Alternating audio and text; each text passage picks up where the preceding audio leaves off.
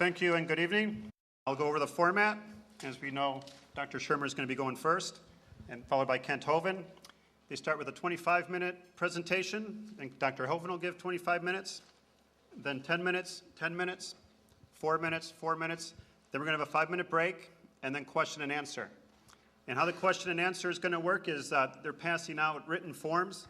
So the questions will be written and then chosen and then read to the debaters.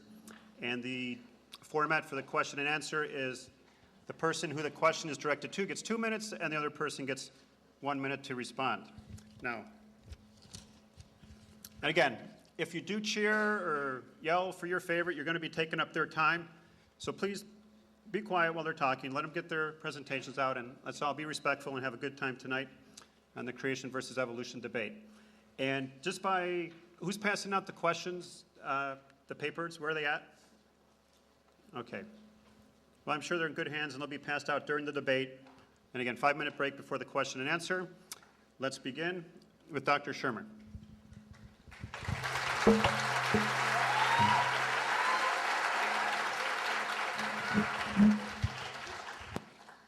How we doing? Oh, wow. Hope the fire marshal's not here. Oh, man. I don't know. It's just sort of a psychic hunch I have. I got the feeling there's slightly more believers than non-believers here. I don't. Just a show of hands, how many of you believe in a God, a personal God, like the Judeo-Christian God? Okay, well, oh, look at the time. And I believe there was a Laker game on tonight. Or was that last night? Well, I am Michael Shermer, the director of the Skeptic Society, the publisher of Skeptic Magazine. We were handing out some literature earlier. If you didn't get any, we do have a table in the back. My associates, Matt and David, are back there, happy to help you out there. I am really glad to see so many people. It's a beautiful night. You don't have to be here. You could be out enjoying the great outdoors, but we appreciate that. Obviously, there's great interest in the subject, a subject we deal a lot with at Skeptic. We deal with it because it's a hugely popular American subject. Only in America, with a few other scattered places and a tiny bit in New Zealand, is creationism even a subject of debate. But here it is. We are in America. This is a subject near and dear to many people's hearts, so we deal a lot with this. Basically, skepticism, science are the same. That is, a skeptic is not a position that you take. It's not a noun. I'm not a skeptic like I'm a thing. Oh, you're one of those skeptics. You don't believe anything. I believe lots of things, like, for example, evolution.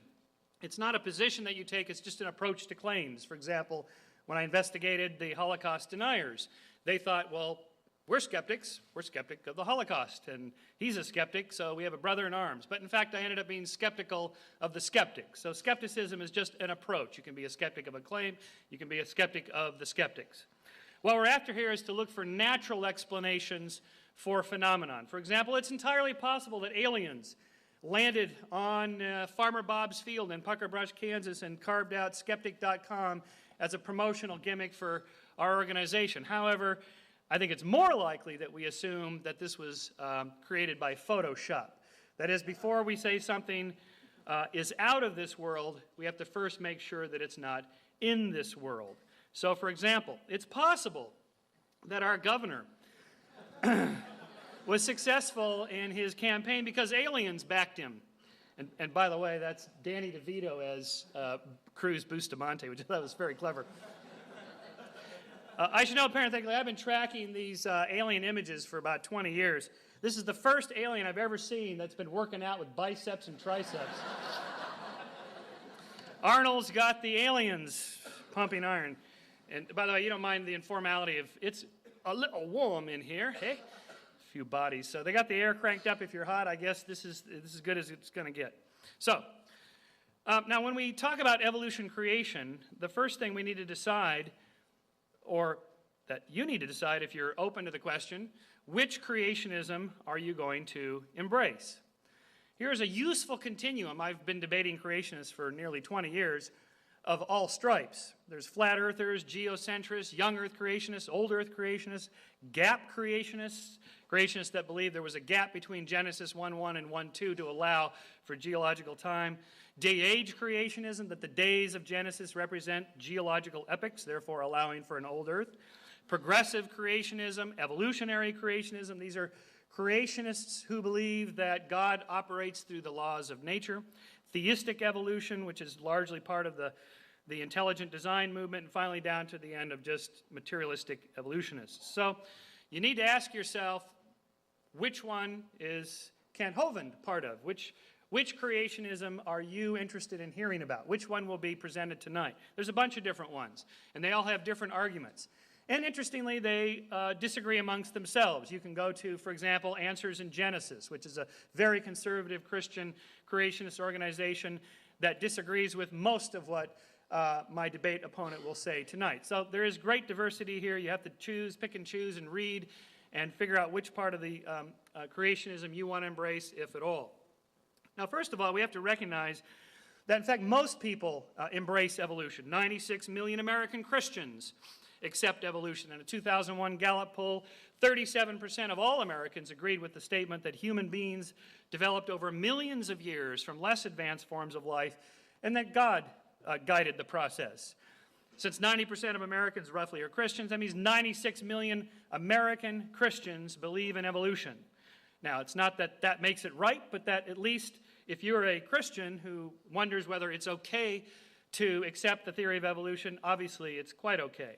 In fact, a billion Catholics, who are sometimes skeptics, accept evolution. The Pope himself, John Paul II, in 1996 encyclical, said, "New knowledge has led to the recognition that the theory of evolution is more than a hypothesis. It is indeed remarkable that this theory has been progressively accepted by researchers following a series of discoveries in various fields of knowledge. The convergence," this is an important statement, "the convergence, neither sought nor fabricated," this isn't a conspiracy on the part of scientists, it just happened this way, "of the results of work that was conducted independently is in itself a significant argument in favor of the theory."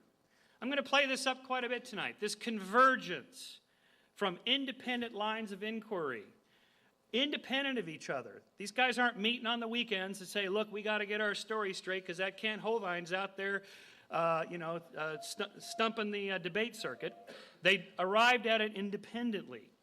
The Pope, by the way, in 96 was responding to an earlier cyclical in the 1950s in which that Pope said, it's possible evolution may be true. We should be open to science and not just reject it. And this Pope said, it is indeed true. In fact, even our ex-president Jimmy Carter, an evangelical Christian, calls himself a born-again Christian.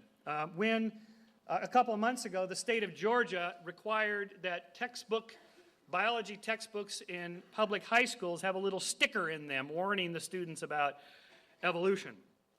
As a Christian, President Carter said, a trained engineer and a scientist and a professor at Emory University, I'm embarrassed by Superintendent Kathy Cox's attempts to censor and distort the education of Georgia's students.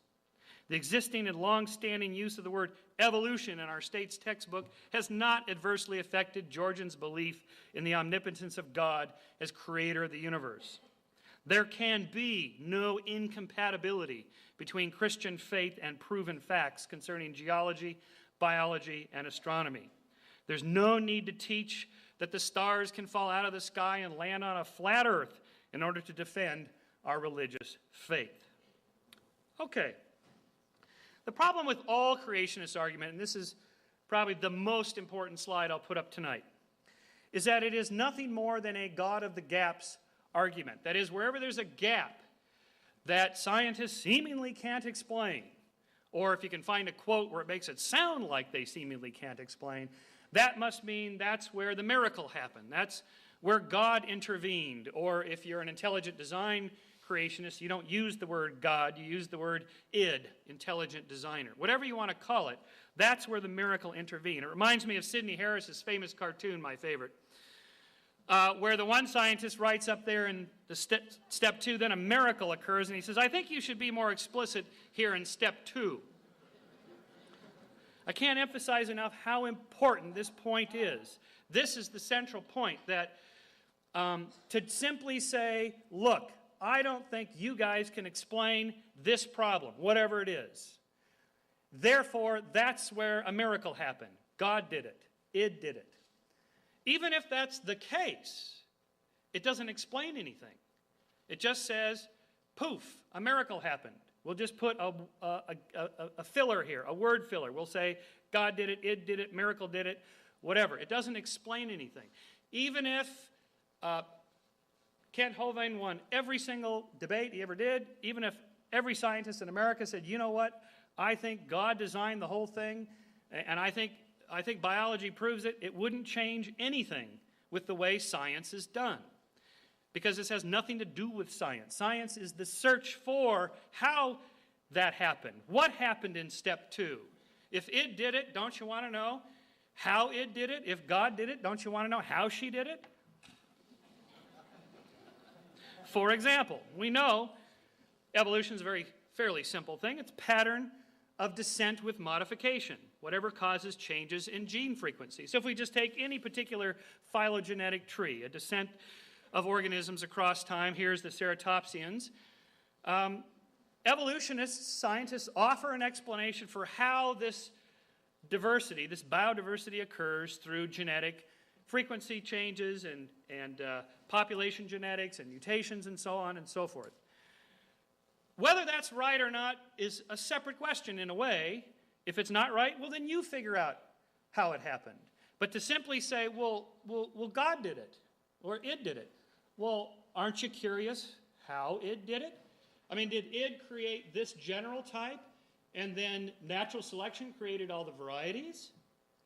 Did God create each species, and then nature created the subspecies?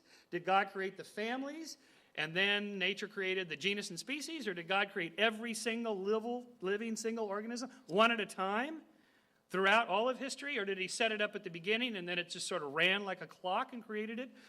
These are interesting questions, but we're never given answers to these because they don't have answers to these things, because that's how science is done. Science wants to know how it's done. So, evolutionary theory is the best explanation we have for this. It is provisionally true, true with a small t. We're not after, somebody mentioned truth earlier. Truth with a capital T doesn't belong in science. It's provisionally true. Why? It gives a coherent explanation of what we know. It's conciliant. Independent lines of inquiry jump to the same conclusion. That's that convergence the Pope talked about. Again, it's not that these guys are meeting on the weekends. Ooh, we got to get our story straight. I'm going to say it happened 6 million years ago. What are you going to say? 7 million years ago. Well, Hovind might be in on this. You know, he might find out about this. I'll say 6.5. You say 6.5, and we'll be safe. That's not how it works. And even if it did work that way, if they were that consistent, then I'd be suspicious something was up. In fact, there's always error variance in the estimates given by scientists. Finally, it predicts new findings, which so far have been confirmed, and I'll show you a bunch of these empirically. So, for example, there's a consilience on estimating the age of the Earth, right? It's not a perfect number, but there's a little bit of error variance there. From independent lines of inquiry, potassium-argon dating, radioactive decay dating, carbon-14 dating, the age of the moon, the age of the solar system, the age of the universe. These are all different scientists that publish in different journals, that go to different conferences. They don't know each other. They don't communicate. They are all arriving at the same kind of sequence of the long evolutionary history of a very old Earth, 4.6 billion years roughly, and roughly the same age of the moon, slightly less. The age of the universe looks like it's about 13.4 billion years, but this number varies because new data comes in.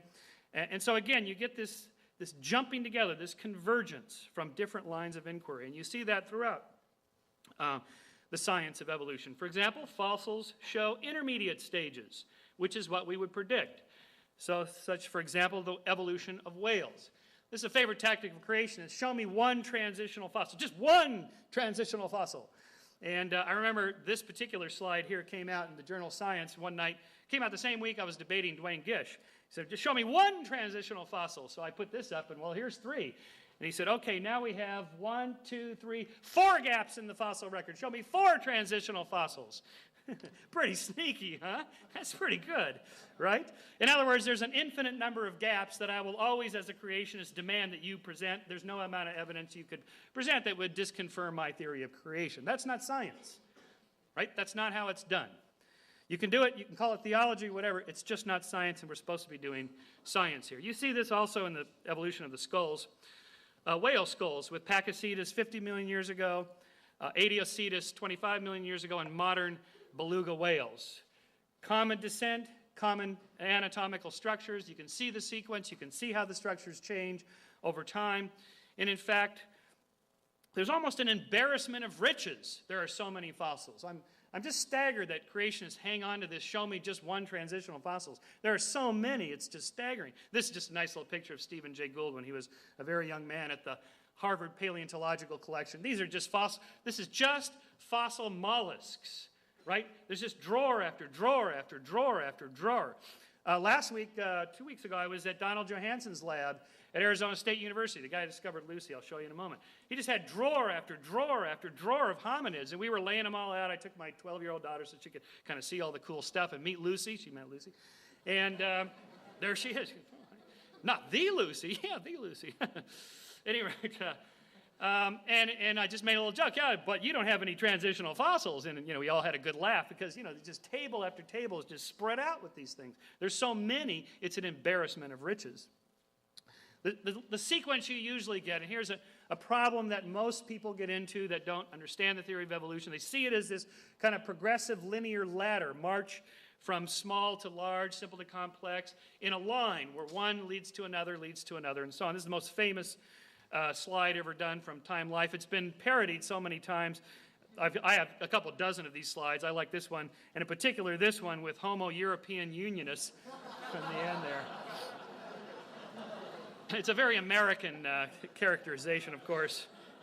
I suppose a new one would have the French crawling on their bellies or something. In fact, evolution is a richly branching bush in which we have an evolution from a common ancestor. Of course, you know that we didn't come from chimpanzees and gorillas. You say, how did we come from them? They're still alive. We didn't come from them. We come from chimps over here, gorillas over here, a common ancestor about 8 million years ago. What's interesting about this slide is that back in the late 60s and early 70s, everybody believed that the common ancestor here was like between 15 and 30 million years old. And Vince Sarich at UC Berkeley, based on early biochemical comparisons across species, said, no, I'm predicting that the fossils are going to show that is in fact closer to 5 to 6 to 7 million years ago, the common ancestor, and he proved to be right. It took almost 25 years for paleontology to catch up with biochemistry, but here's an example of where these guys are not in some back dark room meeting to get their story straight about the age of things. There's a consilience. It turns out that the fossils match the biochemical and genetic tests. And you have this richly branching bush here. Transitional fossils, there's tons of them. It looks more and more like a lot of these different species, such as Sahelanthropus chidensis 6 to 7 million years ago. This was found in 1991. Australopithecus africanus 3 to 4 million years ago. This is Kenanthropus platyops, which is discovered in 1992, 3.5 million years ago. The famous Lucy, 3.2 million years ago. The beauty of Lucy is that you can sit there and hold in your hand, and if you're in Don Johnson's lab, you can. A chimp pelvis and hip socket, a Lucy pelvis and hip socket, and a modern one. You can see the beautiful transition there from quadrupedalism to bipedalism. And this is not the only one. Don't think Lucy's the only fossil they got. They got dozens of these Australopithecines now. Homo habilis, 1.9 million years ago. Homo georgicus from Georgia in Russia, 1.8 million years ago, discovered in 2001. Homo erectus, 1.5 million years ago. Homo neanderthalensis, 500,000 years ago. Neanderthals and us, we lived simultaneously over the last 100,000 years. What happened to those guys? That's them on the right, that's us on the left. What happened to them 30, 40,000 years ago? Gone. Interesting subject, not for tonight, but it's an interesting subject. What happened to those guys? And most recently, just discovered by Tim White and published last year, Homo sapiens idolitu. It looks like the best evidence we have now. Every single one of us from everywhere on the planet comes from a single population of hominids out of Africa. It's these guys, 160,000 years ago. That's the best evidence we have today. This incredible diversity of humans we have around the globe all evolved in this relatively short period of time, very rapid changes. Additional tests. We would expect modern organisms to show a variety of structures, from simple to complex. reflecting evolutionary history. For example, the eye has evolved numerous times with varying complexity. And again, it's not a single intelligently designed structure that works across the board, which you would expect an all-powerful intelligent designer to create. In fact, what you see are these sort of oddities of nature that evolved with whatever was available in the environment, with whatever they had to work with. Eyes have evolved independently dozens of times. In fact, you would also expect biological structures, if evolution were true, to show history. Not intelligent design, but history. Take our own eye. Just take the structure of the retina with the rods and cones on top, amacrine cells, bipolar cells, and ganglion cells, but it's upside down. This is the weirdest thing. It's upside down. The light comes in this direction and doesn't get to only about 10% of the photons get all the way back to the light-sensitive rods and cones. What was Id thinking when he made this thing? Right? I mean, he wasn't thinking, because there is no intelligent designer from top down. It's a designer from the bottom up, a tinkerer using with whatever materials are available. We would expect organisms that share most of their DNA to look a lot alike. In fact, they do. And to behave alike. In fact, they do. Chimpanzees are very tribal. You may have noticed from recent current events in politics, we're very tribal, right? There's a whole series of these similarities across species. Is there enough time for evolution to work? You bet. Not only has every human come from a single population out of Africa 160,000 years ago, every single dog alive today comes from a single population of wolves only 15,000 years ago. Of course, this is partly directed evolutionary change, of course, but it shows how rapid DNA sequences can be manipulated. As a test of evolutionary theory, I would love to see a creationist just once come up with a fossil bed that shows trilobites and in the same bedding plane, hominids. You never see trilobites with hominids. Now, creationists will say something like, well, there was this hydrodynamic sorting in the flood, and all the stupid beasties died and fell through in the flood and drowned early, and the smarter ones climbed to the higher hills, something like that. Not one smart trilobite managed to make it up with the hominid. Not one trilobite was in the pocket of the hominid, and he managed to survive. Not one. Of course, with evolution, we would predict that this is what you would find, these sequential bedding planes with different fossils in the beds, and that is what you find. But in any case, it's a testable hypothesis. It's an experiment you can run. Instead of reading creationist literature, go out and start digging. And if you find something like this, that would be the kind of evidence that would overturn the theory of evolution. We also see homologies, that is, common anatomical structures due to common ancestry. Most of you have seen these things, the similarity between the whale arm and the human arm, similarities between whale structures and even hummingbird structures, similarities between our arm and whale arms. If God created the whale flipper, why did he use a mammalian arm structure for it?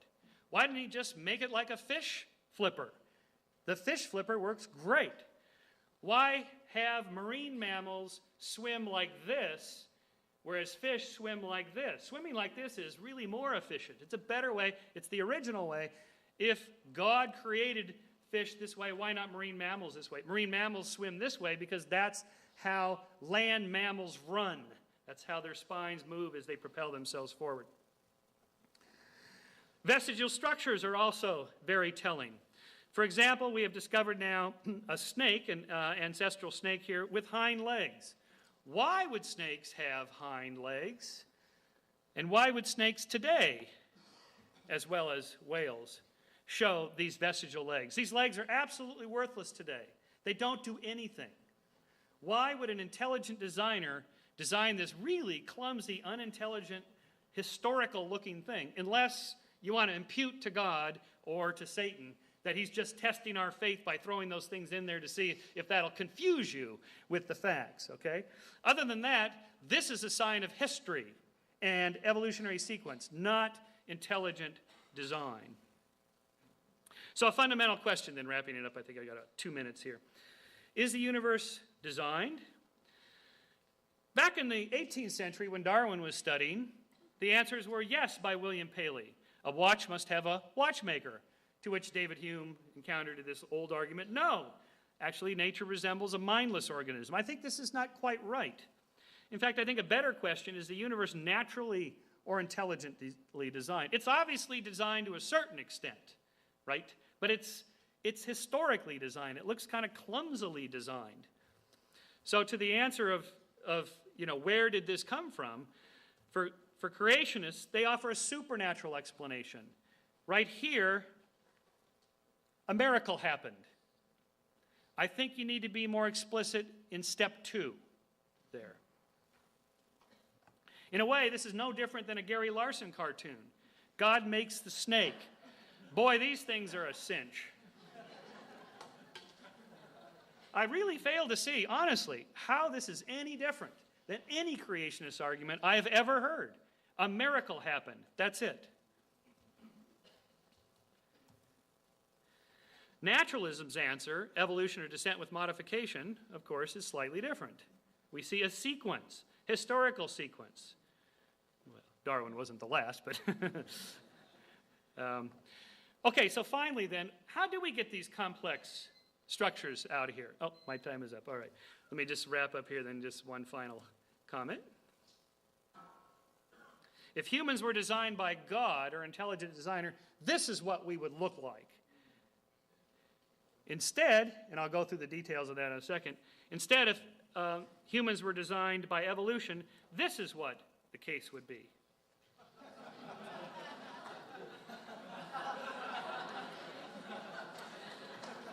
And as you know, guys, this is the way it is, unfortunately. Thank you very much.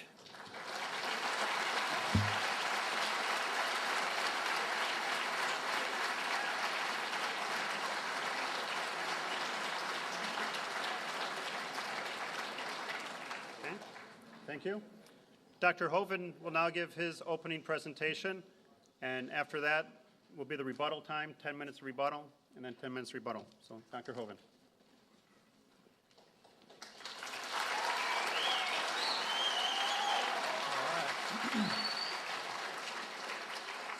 Well, thank you so much. It is an honor to be here in California again.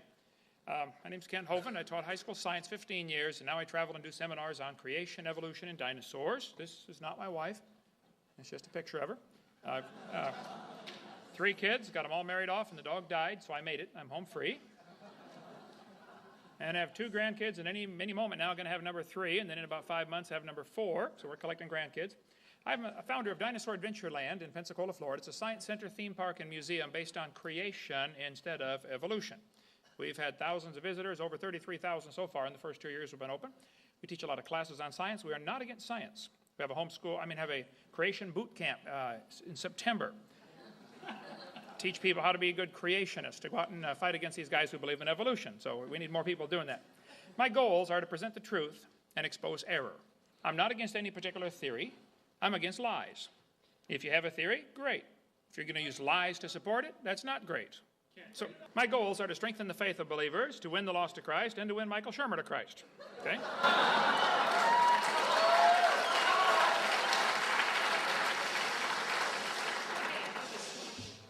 He is not the enemy. He does work for him, but he is not the enemy. Okay. All right. Let's define a few terms here tonight. Science is knowledge. It comes from the word to know. Okay? Knowledge gained by observations, experimentation, testing, study, etc. Okay? Some try to limit the definition of science like we heard tonight. They want to limit it to the natural world. If it's not natural, it's not science. Okay, well, let's just follow that logic to its logical conclusion. The operation of the world can be understood by scientific discoveries in the world. That does not mean you can explain the origin of the world by looking in the world. Okay, example, the operation of a computer can be understood by science. It all takes place in the computer. There's nothing magic about a computer. There's not a little man running around in there changing the numbers on the screen. Okay?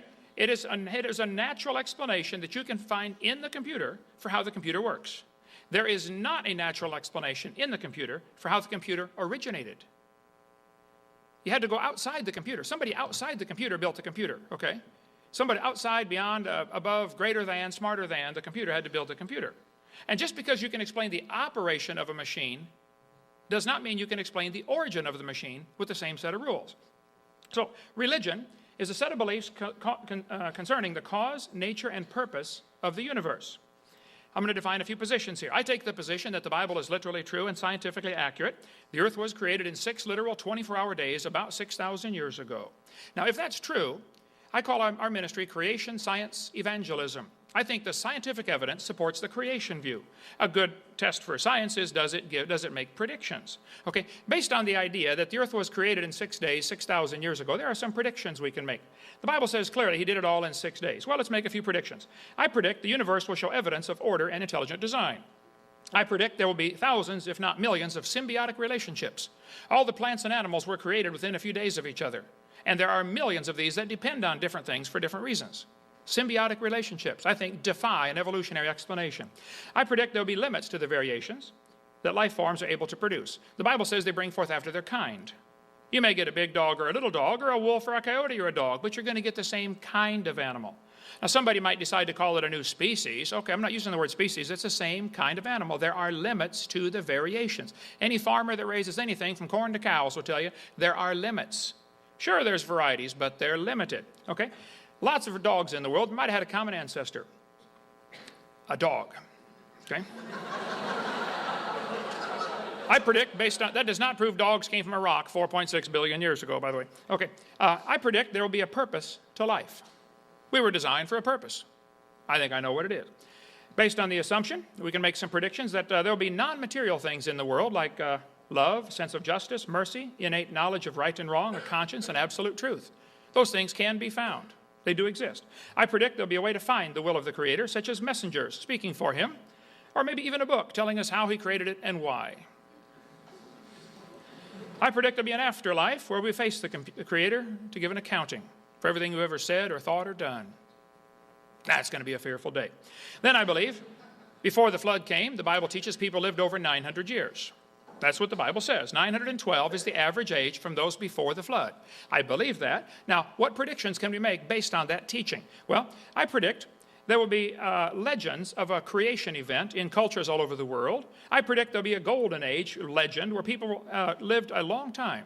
And it's interesting, almost all ancient cultures have stories about what they called the golden age, when people lived to be nearly 1,000. I predict there'll be skeletons found showing people with signs of great age, such as bigger brow ridge or bigger jaws. I predict there'll be biological problems today, like wisdom teeth for 40 or 50% of the population, indicating man used to be bigger and now we're smaller. So wisdom teeth are getting crowded into the jaw, and in some people they can't make it in. I predict since we are a copy off a copy off a copy off a copy off a copy off a copy off a copy of the original, there are likely to be a few biological problems with this generation. But that's no reflection on the original. The fact that this gene code has been copied and copied and copied and copied and copied from Adam, it's amazing we can sit here and talk about it. Okay? It must have been really good in the original. I predict there'll be a universal longing for things to be restored to the Garden of Eden. And that's what we find every place. Just about every culture has some kind of legend or story about a heaven where you get to go. Now, what difference does it make if you believe in creation or evolution? Well, if evolution is true, how do we tell right from wrong? Where's the standard? How do we tell right from wrong? Do we decide right from wrong based on what Osama bin Laden thinks? Should we decide right from wrong based on what Bill Clinton thinks? Should we decide right from wrong based on what the majority thinks? Is there a standard someplace? How do we tell right from wrong if evolution is true? Now, if evolution is true, death brought man into the world, and death is a wonderful thing. Death is the hero of the plot. See, in order for evolution to work, one animal has to evolve a little better than the rest. The rest of them have to die, or else that new improved gene gets swamped in the population. Doesn't do anything. Death is the ultimate hero of the plot for evolution. The Bible teaches clearly that man brought death into the world. By one man, sin came into the world, and death by sin. Since by man came death. The Bible talks about man destroyed God's creation. I predict, according to the Bible, I read the Bible, it says there was a flood, a completely worldwide, universal flood that destroyed the world 4,400 years ago and dropped everybody's property value to zero. Based on that belief, I can make a few predictions. I predict there will be hundreds of layers of strata, rock layers and mud layers, strata, sometimes continent-wide layers of strata. I predict there will be billions of fossils, including coal and oil, found in those layers. I predict there will be huge canyons and deltas showing evidence of rapid erosion because of the flood teaching. I predict there will be legends of this worldwide flood found in cultures all over the world. And sure enough, there are nearly 300 of these flood legends found from around the world. I predict there will be petrified trees in the vertical position running through many of these layers. And sure enough, there are thousands of them. And here we have people trying to teach you that each of these layers is a different age. Would you please explain to me how we get a tree petrified connecting all these layers? I don't know how long dead trees stand up around here in California before they fall down, but in Florida you get maybe 5 or 6 years. If you're going to have a tree stand there for millions of years while the layers form around it, I'd like to see that, okay? Anybody telling you those layers are different ages has a problem in his thinking, okay? Now, I like science. I'm not against science. And I do resent, though, people trying to assume that evolution is part of science. Evolution is not part of science. Evolution is a religion. It's mixed in with science, I understand. But that doesn't make it part of science. Beer is often sold at football games. Beer has nothing to do with football, and beer does not become athletic by association with football, okay? So, and evolution does not become science because it's stirred into a science book, okay? Evolution's a religion. Now, let's define a few terms. The word evolution has at least 6 different meanings or levels or stages. First, it would have to be cosmic evolution, the origin of time, space, matter. Secondly, there'd have to be chemical evolution. According to the Big Bang Theory, the Big Bang produced hydrogen. Okay, then how did we get all these elements? Do you want me to believe that uranium evolved from hydrogen? They'll say, oh yeah, fusion happens in stars. Well, you got 2 problems now. Number 1, you can't fuse past iron. Number 2, you got a chicken and an egg problem. Did the elements come before the stars? The elements make up the stars, and the stars make up the elements. Which one came first? They got a real chicken and an egg problem when it comes to chemical evolution. Thirdly, there'd have to be stellar evolution. Somehow the stars have to evolve. We've never seen one form. We see stars blow up all the time, called novas or supernovas. And yet there's enough stars out there that are now known. The current last estimate was 70 sextillion stars in the universe that we've observed, which means about 11 trillion per person. Those are the ones we know about. We don't know about the ones that we don't know about. Okay? Fourthly, there's going to have to be organic evolution, the origin of life. Somehow life has to get started from non-living material. The evolutionists are still left 200 years behind the times in science. They still believe non-living material can spontaneously generate. That's been proven wrong several hundred years ago. Francisco Redi, Louis Pasteur. Now, if you want to believe that, that's fine. I don't care what you believe, but don't call it science. They'll say, I read Dr. Shermer's book about, oh, they're doing experiments now, trying to do these. Okay, well, you do all the experiments you want, but meanwhile, it hasn't been done, okay? Nobody's made life. And if a bunch of intelligent people do get together and make life, that would prove it takes intelligence to make life. Duh, okay? Number 5, we have what's called macroevolution. That's where you change from one kind of animal to another. Nobody's ever seen a dog produce a non-dog. Now, if you want to believe a dog came from a non-dog, you believe whatever you want, but don't call it science, number 1, and don't make me pay to teach it to all the kids in school like it's science. That's your religion. You teach that in a private school at your expense, okay? Number 6, we have what's called microevolution. I object to the term. I think it's a lousy term, but they use it, so I'll explain it. Microevolution tells us there are variations within the kinds. Big dogs, little dogs, straight hair, curly hair, I agree. That happens. The first 5, though, are purely religious. Nobody's ever observed any of these. So when I talk about evolution tonight, I am not talking about variations within the kind. Speciation. I'm not talking about that.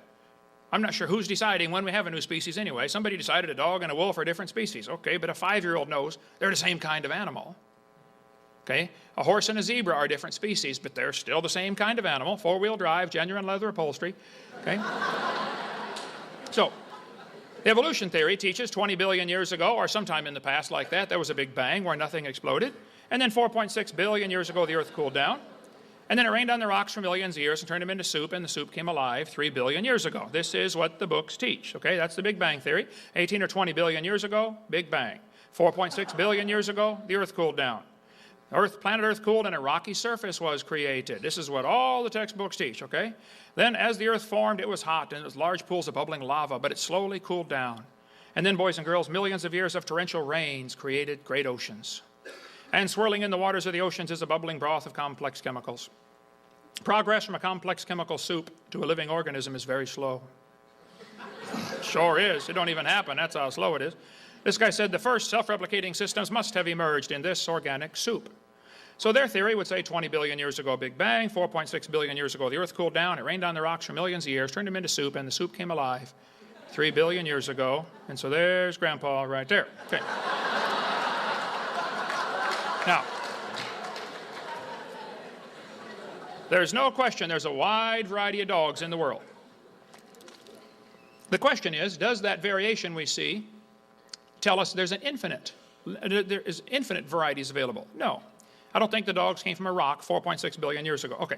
So the first 5 are purely religious. Number 6 is science. But they try to skip the first 4 all the time. I see this all the time in textbooks. They try to skip those. Now, evolution, number 5, the first 5 anyway, I think is the dumbest and most dangerous idea in the history of the world.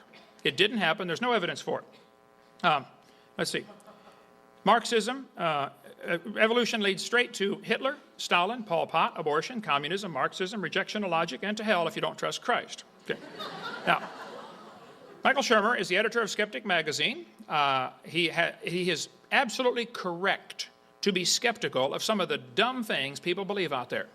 There are some weirdos in this world, folks, okay? You got some here in California. And they believe some strange things. And I think what he does, exposing the illogical stuff that people teach, is great. I wish he would apply that same logic to his own theory of evolution. He's skeptical of everything except the evolution theory. For some reason, he's not skeptical of that. That blows my mind. Now, let's define some terms.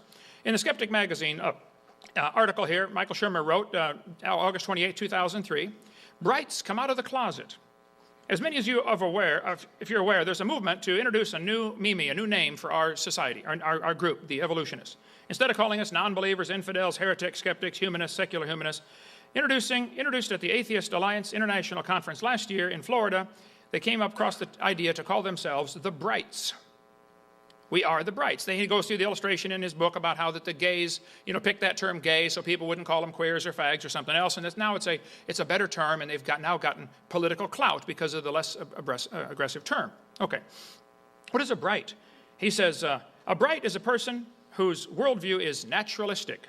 Well, let's define some terms.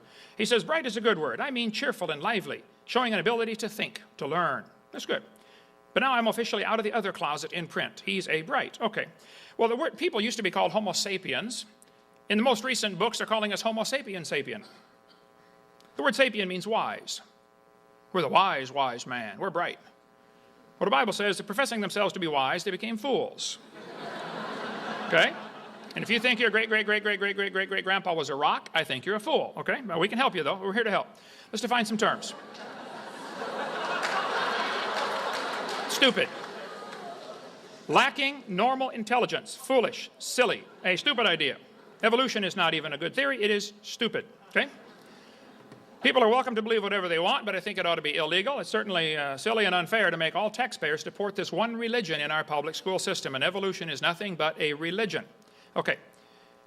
In his magazine, he said, my real purpose was to understand Gish and the creationists so that I can understand how they can reject the well-confirmed theory called evolution. Well, Michael, we're not rejecting science. We're rejecting the idea that you're stretching this observation of, varieties of dogs to mean a dog came from a rock. We aren't rejecting science. And evolution is not a well-confirmed theory. You've got to define what you're talking about here. Now, I'm not anti-evolution. I'm not an evolution denier, like he says in his book numerous times. I'm for truth and against error.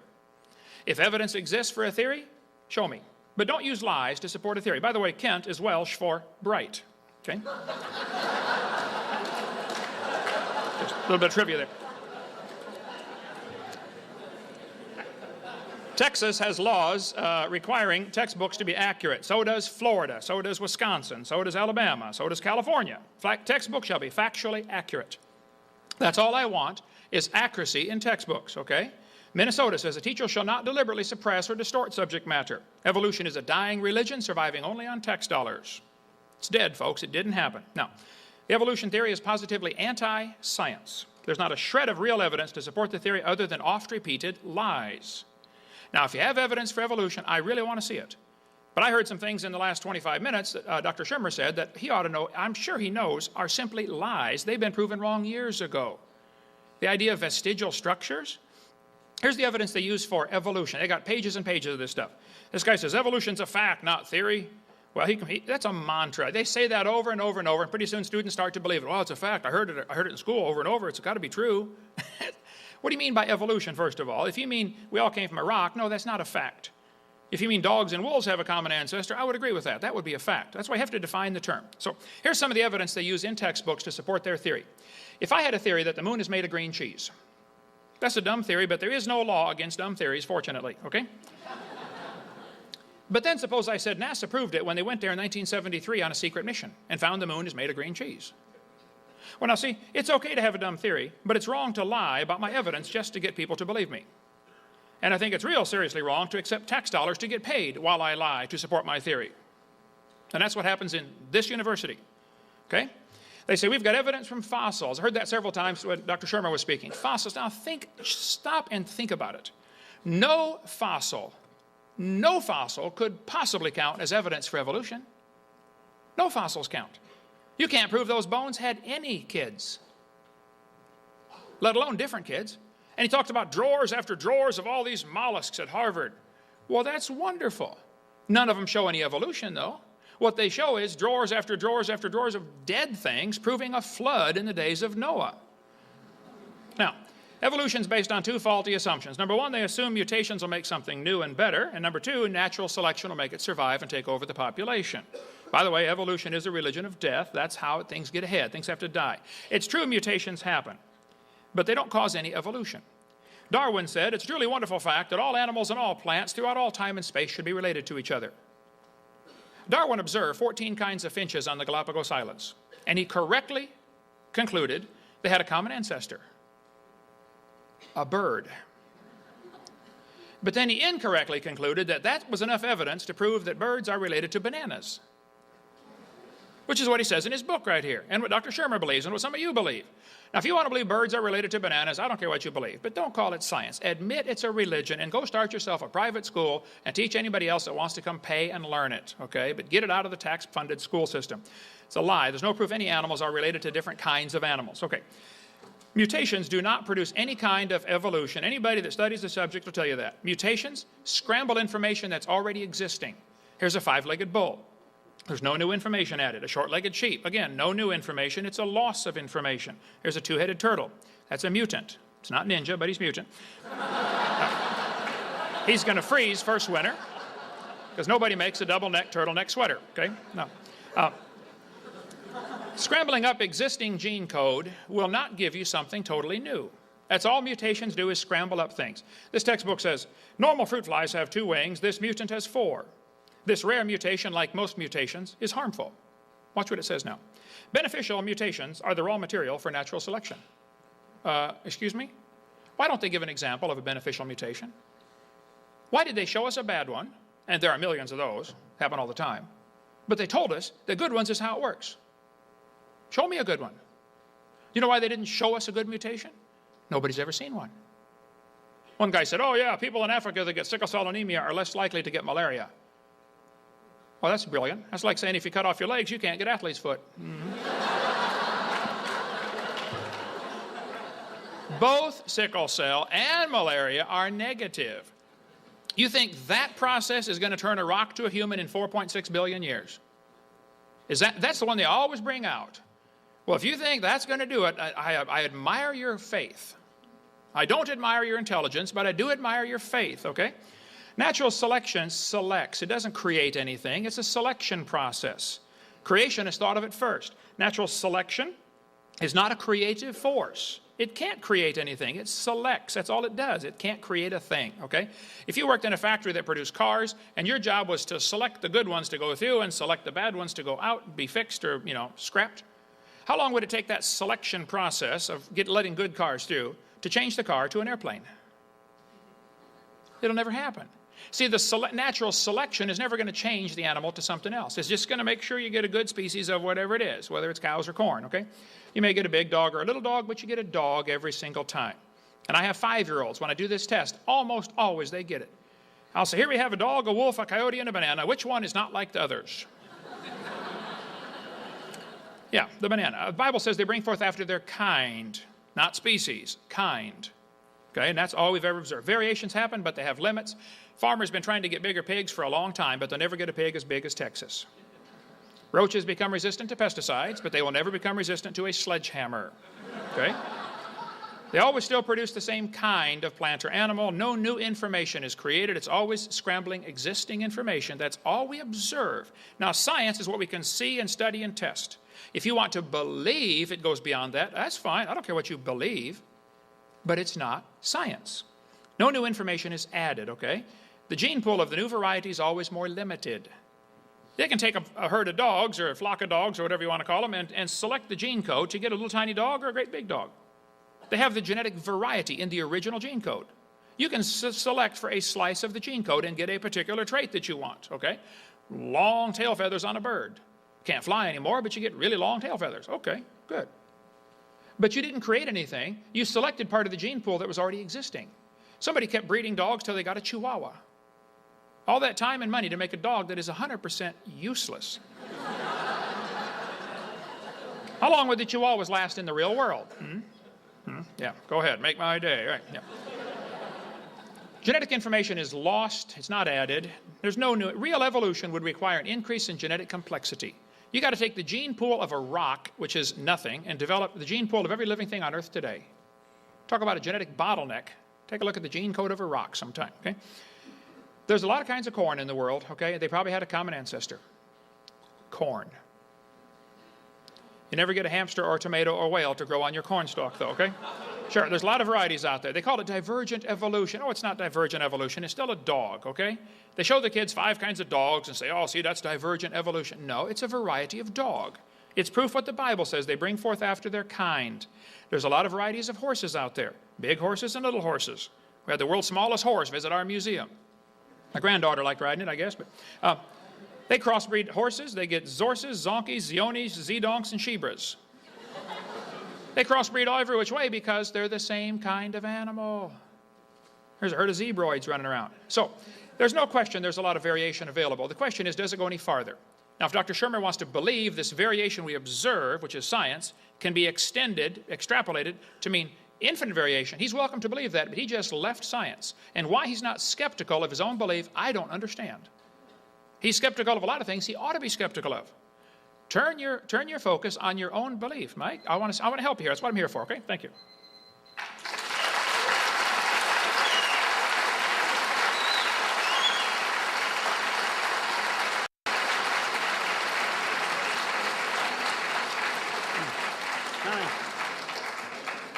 Okay, thank you. Had a little report of some people behaving badly. Let's respect our neighbors and enjoy the debate. Dr. Shermer will have 10 minutes for rebutting what Dr. Hovind just taught.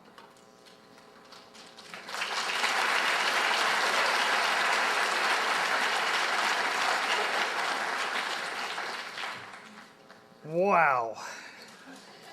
You're the only guy I know and give a 2-hour lecture in 25 minutes. Sounds pretty good. Shouldn't have had that beer before. Oh, well, but I'm having a good time. All right. He brought the beer up. I didn't.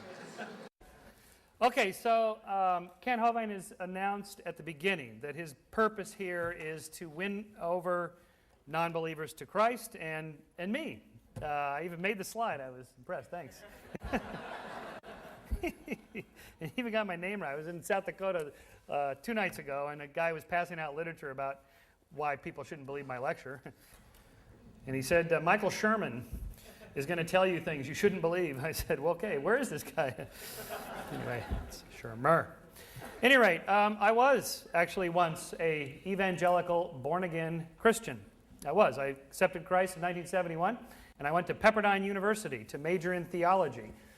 And I took this very seriously. I was really, really a believer. I did. And by evangelical, I mean we evangelized. We went door to door. This was literally Amway with Bibles.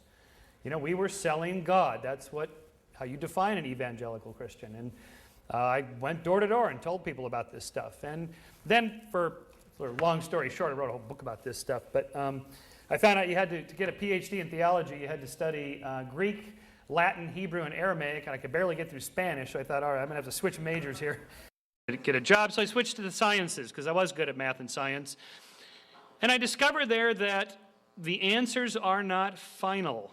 They are provisional. They're provisionally true. This is what we know now. Furthermore, it might change. And that's okay. Really, it's okay. In fact, it's a good thing. And best of all, you get to participate in the process. And I thought, wow, what a great deal. I get to think. I actually have to think for myself. I get to try to find out some of the answers. The answers aren't out there for me to just read from some other authority, but I actually have to try to think it through myself. For me, at least personally, and religion is the most personal of beliefs. That was far more enlightening and transcendent, spiritual, than anything I had experienced in 7 years of being a born-again Christian.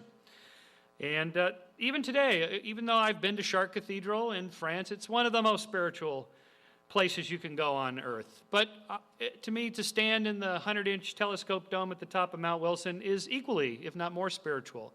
So science has, at least the discoveries of science isn't a religion, but the discoveries can be felt in a transcendent way. So I don't really see that there's any conflict here. You don't have to pick between the two. Now, in terms of what religion does, right, it does things that science doesn't do for the most part. And so, again, even if it turned out every scientist on the planet was religious, believed in God, was an evangelical Christian, take your pick, it wouldn't change what they do when they're doing science. Right? They would still have to go to work the next day and do science. Science has nothing to do with religion.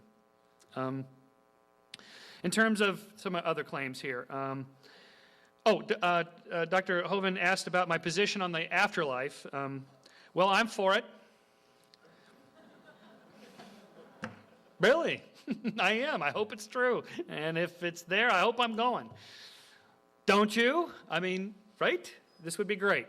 But what I want to be true and what is actually true are two different things, and that's the problem with religious faith, is that you don't know if it's actually true. It's true for you, true psychologically, which is fine for a lot of things, but that's not science. A lot of things are like that. Politics are like that. A lot of social attitudes are like that, but that's not science. It's just something completely different. Kent said that the Bible is literally true. Really? Gosh, in Genesis, the first chapter, Adam and Eve are created at the same time. In the second chapter, Adam's created first. Then some other things happen. He names the animals. He gets a little lonely. He wants to be, the next Bachelor reality show. He says to God, I need a companion. God says, okay, I'll take that extra rib, and here's your companion. All right, so, of course, obviously, the Bible's not literally true. We have two creation stories. They can't literally be true. And, of course, thoughtful theologians say, well, of course, they're not literally true. These are two different explanations of the same phenomenon. Fine, but it's not literally true. And in any case, Kent mentioned good and evil, morality.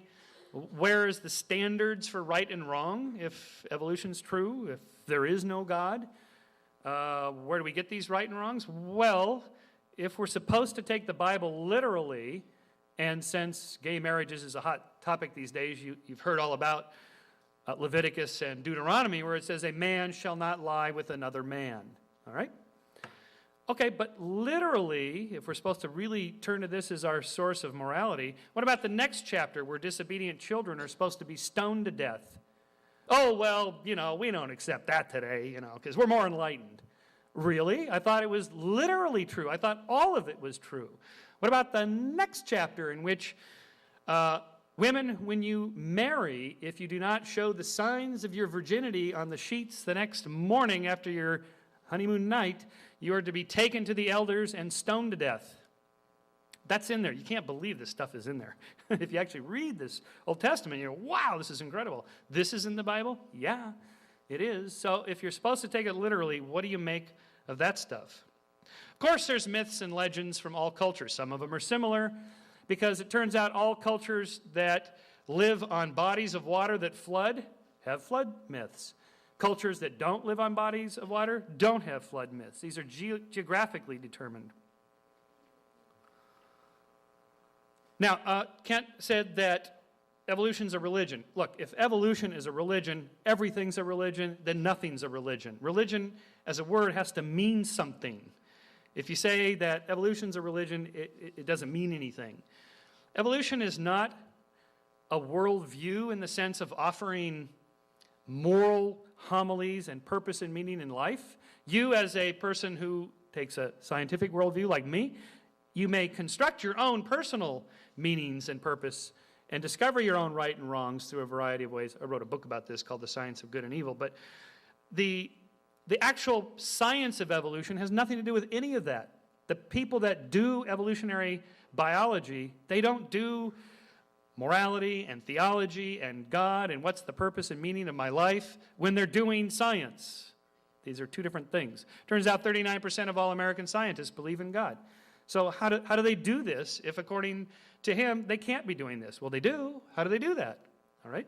So these are two different things. In terms of the science of cosmic evolution, where the Big Bang come from, and so on and so on, these are, big subjects. A lot of data, an incredible lot of data. When I was in college, the Big Bang was not accepted. It was kind of a toss-up between the Big Bang and the steady state and so on. Finally, so much evidence came forth that hardly anybody supported the steady state theory. Now pretty much everybody supports the Big Bang. Not because they have to, or else they're going to have to become Christians or something. It has nothing to do with religion.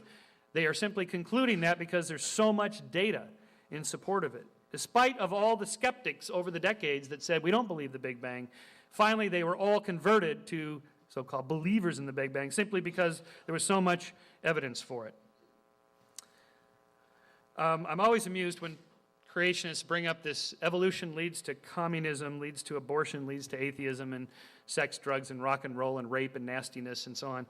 I can assure you, if you study history at all, long before Darwin, people were nasty to one another, and they had wars, and rape was not uncommon, and thieves, and so on and so forth, criminals. There's nothing new about people doing nasty things to one another. That's what we do. It's part of our nature. We're also nice to one another, but it has nothing to do with a particular theory. And as for it being taught in public schools, well, that's a political issue, whether schools should be public or all private or what should be taught. What gets taught is, in fact, whatever is accepted amongst the experts. The experts accept the theory of evolution simply because the evidence is so overwhelming. As for the brights, I don't call myself a bright, mainly because I guess the natural implication is if you weren't a bright, you'd be a dim. And, well, I'll let his own definitions that he put up account for that. Bible's telling us that people are fools who don't believe, so I guess you're calling me a fool. Okay, if that's what you think, that's fine. Finally, as for increase in information in the genome and so on, we have so many examples of this, it's incredible. Lots of examples of gene duplication, chromosomal aberrations that lead to increases in complexity across various organisms, and I'll tell you more about that in my final 4 minutes. Thank you.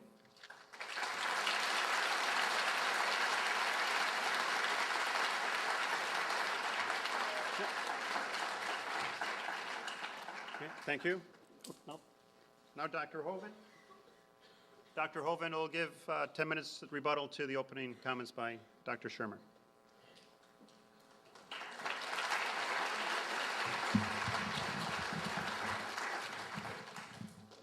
All right. Well, thank you so much. I'd like to comment on several things that he said.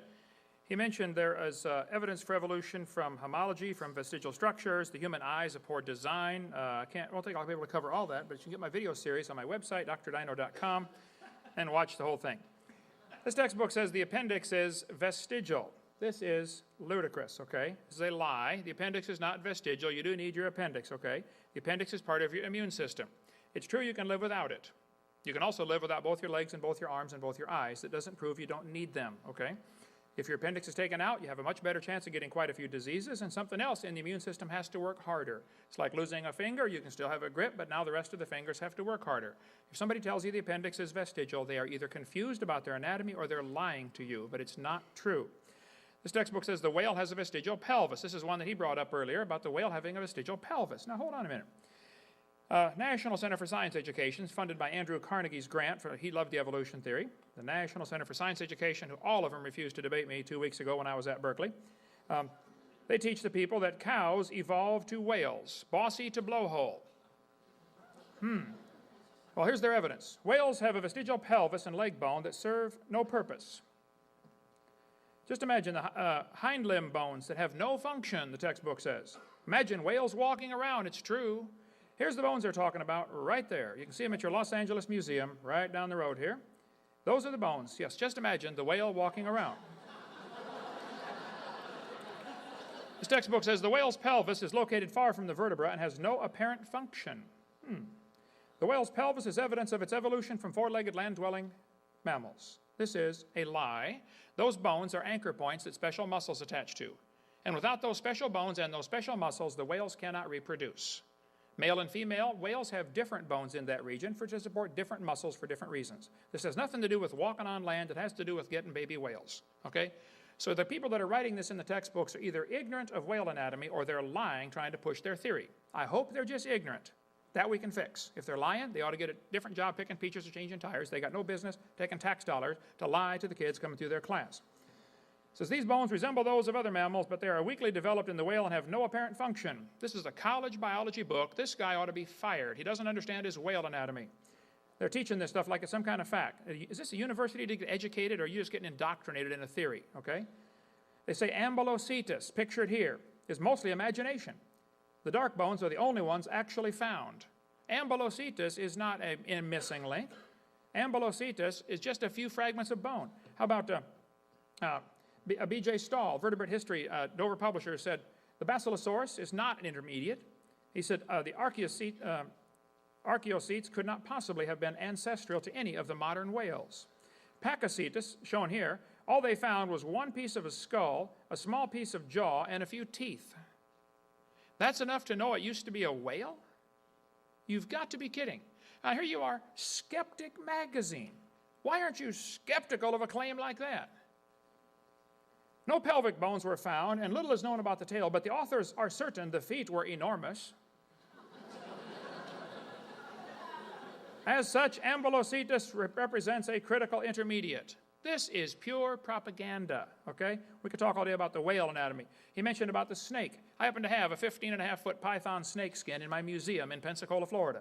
If you look at the south end of that python, you will see it has two little bitty claws. Those claws are attached to little tiny bones going up inside the snake's body. That's a fact, okay? They have them. Textbook says these are rudimentary hind legs of a python snake. He mentioned that earlier, that the snake pelvis is evidence for evolution. Look, those little claws and those little bones have nothing to do with walking on land. The snakes use those claws in mating, okay? They don't have any arms, right? And they can't talk. They can't talk and say, squirt over, honey, okay? This has nothing to do with walking on land. So the people that are saying the snake has a vestigial leg are ignorant of snake anatomy or are lying trying to push a theory off. Okay, but it's not true. They use those bones and those little muscles. This textbook says humans have a tailbone that is of no apparent use. It says the vestigial tailbone in humans is homologous to the functional tail of other primates. Thus, vestigial structures can be viewed as evidence for evolution. You can rewind the tape and see that's what he said in his opening comments. One of the evidences for evolution is vestigial structures. I would like to point out, Your Honor, vestigial structures is losing something, not gaining something. How can that be evidence for evolution? How did you get it to begin with? Secondly, the tailbone is not vestigial. One guy told me, he said, up at Berkeley, he said, I think the tailbone is vestigial. I said, well, I taught biology and anatomy. I happen to know there are 9 little muscles that attach to the tailbone, without which you cannot perform some valuable functions. I won't tell you what they all are, but trust me, you need those muscles. Get your Gray's Anatomy. Now, if you believe the tailbone is vestigial, then I will pay to have yours removed. Okay? Bend over. This textbook says the coccyx is a small bone at the end of the human vertebral column. It has no present function and is thought to be the remainder of bones that once occupied the long tail of a tree-living ancestor. Either these authors are ignorant of anatomy or they're lying. I don't see another option, okay? If you know of one, please let me know. But it's not true that they're vestigial. And even if there were vestigial structures, that is the opposite. He mentioned that the human eye is poor design because the blood vessels are in front of the rods and cones. Well, the fact of the matter is, we live in the air, okay? Air is a poor insulator for UV light. Your body's last defense against ultraviolet light is a layer of blood vessels in front of the retina to protect the rods and cones from UV light. Some people say octopus. One atheist I debated in New York said octopus have a much better eye because their blood vessels are behind the retina. Ours are wired backwards. It's poor design. I said, well, sir, octopus live in the water. Okay? Water blocks UV light. They don't need their blood vessels in front. So if you want to swap eyes with an octopus, you just go ahead, but you're going to be blind in a few days. We're designed for living in the air, and they're designed for living in the water. And I think the eye is incredibly designed. At 51, mine are starting to fade a little bit, but hey, that's expected, okay? That's an example. We used to be much better. Things are getting worse. That's the second law of thermodynamics. Things are falling apart. Let's see. He mentioned that when he got through Pepperdine, he went off to graduate school and decided he got to think. To me, that implies that if you don't believe in evolution, you're not thinking. I happen to resent that. I happen to think a lot, and I enjoy thinking, and I enjoy the object of I enjoy science. I like studying. I think what happens, though, is you get indoctrinated when you come to a university like this. You get to be told what to believe. You don't really get to think. Because if you wrote a paper, suppose a teacher stood up 10 years ago in the Soviet Union, where my daughter-in-law is from. Teacher gets up in class and says, hey, students, I don't believe in communism anymore. Capitalism is a much better system. What would happen? That teacher would be shoveling snow in Siberia if they survived. And if a teacher gets up in this university tomorrow or Monday and says, kids, I don't believe in evolution anymore. I think creation is true. They will go to academic Siberia.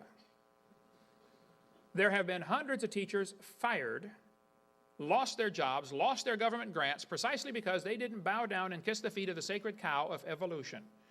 Evolution's a religion, nothing more. There's no scientific evidence to back it up. If you think there is some, I really, really would like to see it. He mentioned that the Pope accepts evolution. That's because the Pope has never been to my seminar.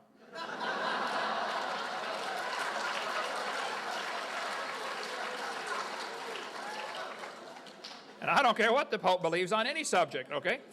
I care what does the Bible say and what does science teach us. He mentioned in his opening comments that Answers in Genesis, Ken Ham, disagrees with me on most subjects.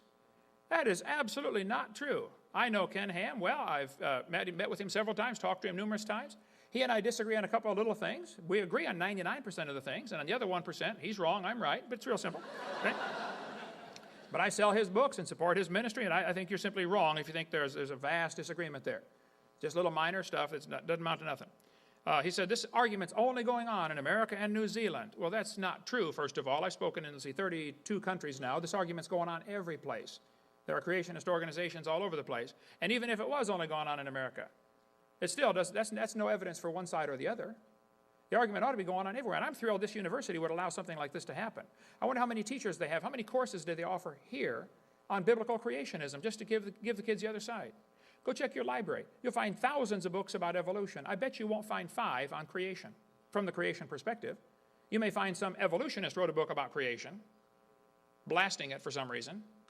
Folks, is this an education do you get educated or do you get indoctrinated in places like this? I'm sick and tired of them lying to support their theory. Don't tell me about the vestigial structures. What evidence do you have to show us evolution? Not homology. Similar bone structures in the arms they mentioned earlier. Yeah, that proves a common designer. The Honda Prelude and the Honda Accord have quite a few interchangeable parts.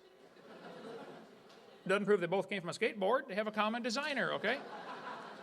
So all the evidence I've seen he's presented tonight is either mistaken or can be interpreted for creation. So I stand my ground. I still believe the Bible's right. Thank you.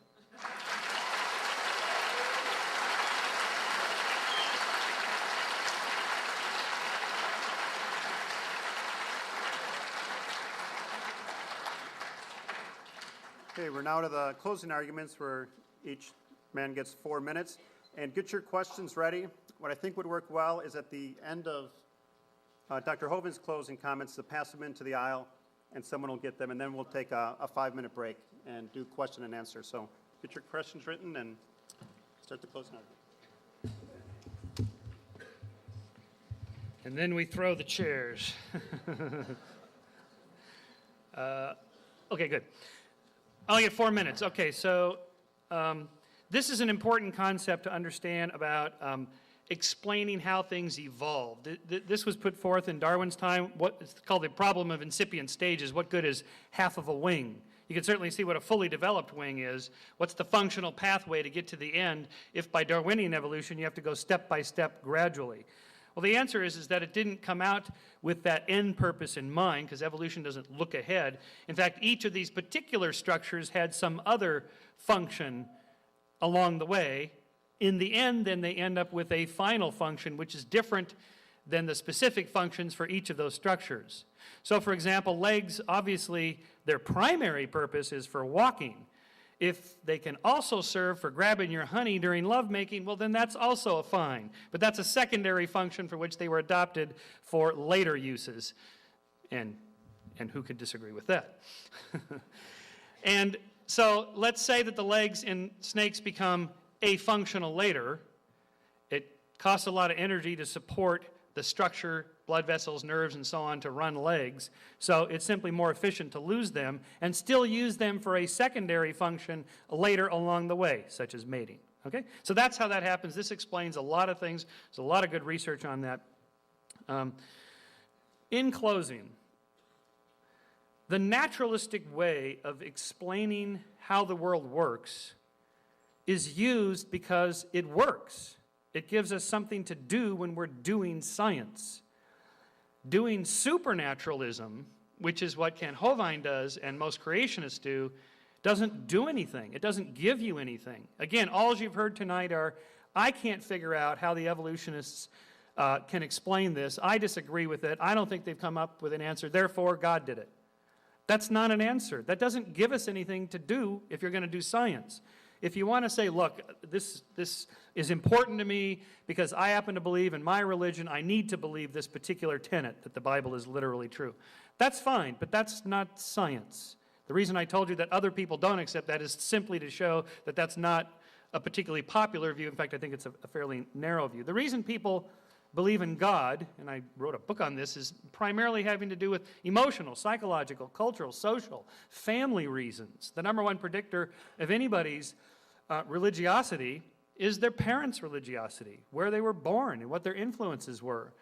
And then peer groups, teachers, and so on. It has nothing to do with, boy, I lined up the evidence and I saw it was true and therefore I believed it. Almost nobody arrives at their beliefs for that reason. Same thing with political and social attitudes. Scientists, of course, are people and they're biased as well, but science has a really important built-in self-correcting machinery that drives it toward error correction and the elimination of bias.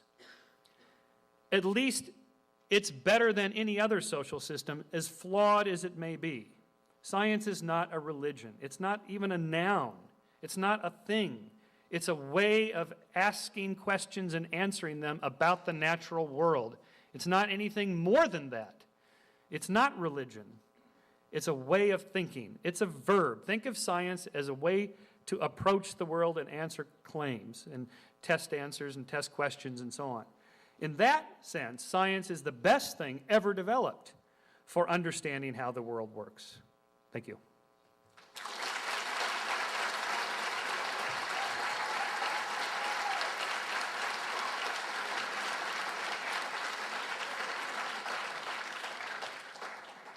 Okay, we have a new idea on the questions. When Dr. Hovind is done with his closing arguments, pass them to the aisle, and the people at the end of the aisles, pass them down. The aisles are jam-packed. Like you said, there's no fire marshal here. Good thing. But do that when he wraps up his closing arguments. Then we'll have a 5-minute break, and we'll do question and answer for about 45 minutes, getting as many questions in as we can. Now, Dr. Hovind, your closing arguments. All right. Yes, sir. Thank you, sir. All right. There must be a misunderstanding here. I don't believe I ever said tonight that science is a religion. I said evolution is a religion. Evolution is not part of science. That's the point. I think you're missing that, Dr. Shermer, and I'll just reiterate that. I'm not against science. I happen to like science, okay? So, no, I'm not against science. Now, the Bible says in Romans chapter 1, because that which may be known of God is manifest in them, for God hath showed it unto them. For the invisible things of him from the creation of the world are clearly seen, being understood by the things that are made, even his eternal power and Godhead, so they are without excuse. You will have no excuse when you stand before God. Say, well, I believed in evolution because of the evidence. No, somebody might have led you to believe that, Just like some people lead their followers to believe if you blow yourself up and kill, an Israeli, you get to go to heaven and get 72 wives. Okay. Well, you've been misled, all right? The Bible says they're without excuse. Verse 21, because when they knew God, they glorified him not as God, neither were thankful, but became vain in their imaginations, and their foolish heart was darkened. Professing themselves to be wise, or in the Greek, that's the brights, they became fools and changed the glory of the uncorruptible God to an image made like to a corruptible man and birds and four-footed beasts and creeping things. That's evolution. God gave them up. That'd be a horrible thing if God gives up on you. To uncleanness through their lust of their own hearts, to dishonor their own bodies between themselves, who changed the truth of God into a lie and worship and serve the creature more than the Creator. Yep, got to go meet Lucy, who is blessed forever, amen. For this cause God gave them up to vile affections. For even their women did change the natural use into that which is against nature. And likewise also the men, leaving the natural use of the woman, burned in their lust one toward another, men with men working that which is unseemly, and receiving in themselves that recompense of their error which was meet. Romans 1 tells us why God's going to have to judge this world. They knew God, spent 7 years witnessing for him, and then turned their back. They glorified him not as God. They became vain. That means self-centered in their imagination. They professed themselves to be wise. They became fools. God brought them down to idols and beasts, and God gave them up. Slippery slope happens to civilizations, happens to nations, happens to individuals. Can happen to you, okay? Now, the Bible says the fool has said in his heart there is no God. Wayne Strickland picked out his tombstone, calls himself an atheist. Well, the Bible says the fool has said in his heart there is no God. I like Ray Comfort's book. His crew is videoing here tonight. God doesn't believe in atheists. I don't either. Question, my closing. I didn't leave my gorgeous wife and travel out here because I want to beat somebody in a debate. I want to see somebody get converted, okay? All of you are going to die. If you die, where are you going? You ought to think about it because you're going to be dead for a really long time. I don't care how long you live, you're going to be dead longer than that. So it's real simple. God made this world. He owns it. He makes the rules. We are guilty of breaking his rules. If you don't like his rules and you're going to deny he exists for that reason, okay, but you're going to face him anyway. He told us clearly, thou shalt not bear false witness. Don't lie. All of us have lied. He told us, don't steal. We've all stolen. We're guilty, folks. The Bible says God is angry with the wicked every day. I don't do this, travel around and speak at universities and seminars and stuff because I'm in it for the money or in it because I like being gone. Folks, there's a war going on. Some of you kids are being taught things in this university that simply are lies. Somebody's trying to brainwash you against the obvious. There's a creator. There's a designer. So if you died today, where would you go? You're going to be dead. If you're not saved, you're going to be punished. Or Jesus can take your place. 35 years ago, I asked the Lord to forgive my sin, take my place. And I'm going to heaven. It's not because I'm good. It's because I'm forgiven. You can have the same thing. That's why I came. Thank you so much. First question is for Dr. Shermer. How did life originate? What is your best explanation? And do you believe life originated from non-life? And if so, why? Right.